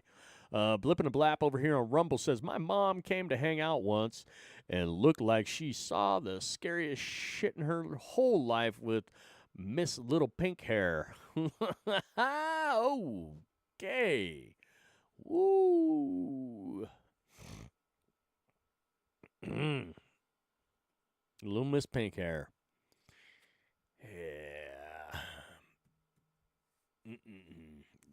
The pinks, the purples, the greens, the orange, you mix it all together. Ooh, buddy.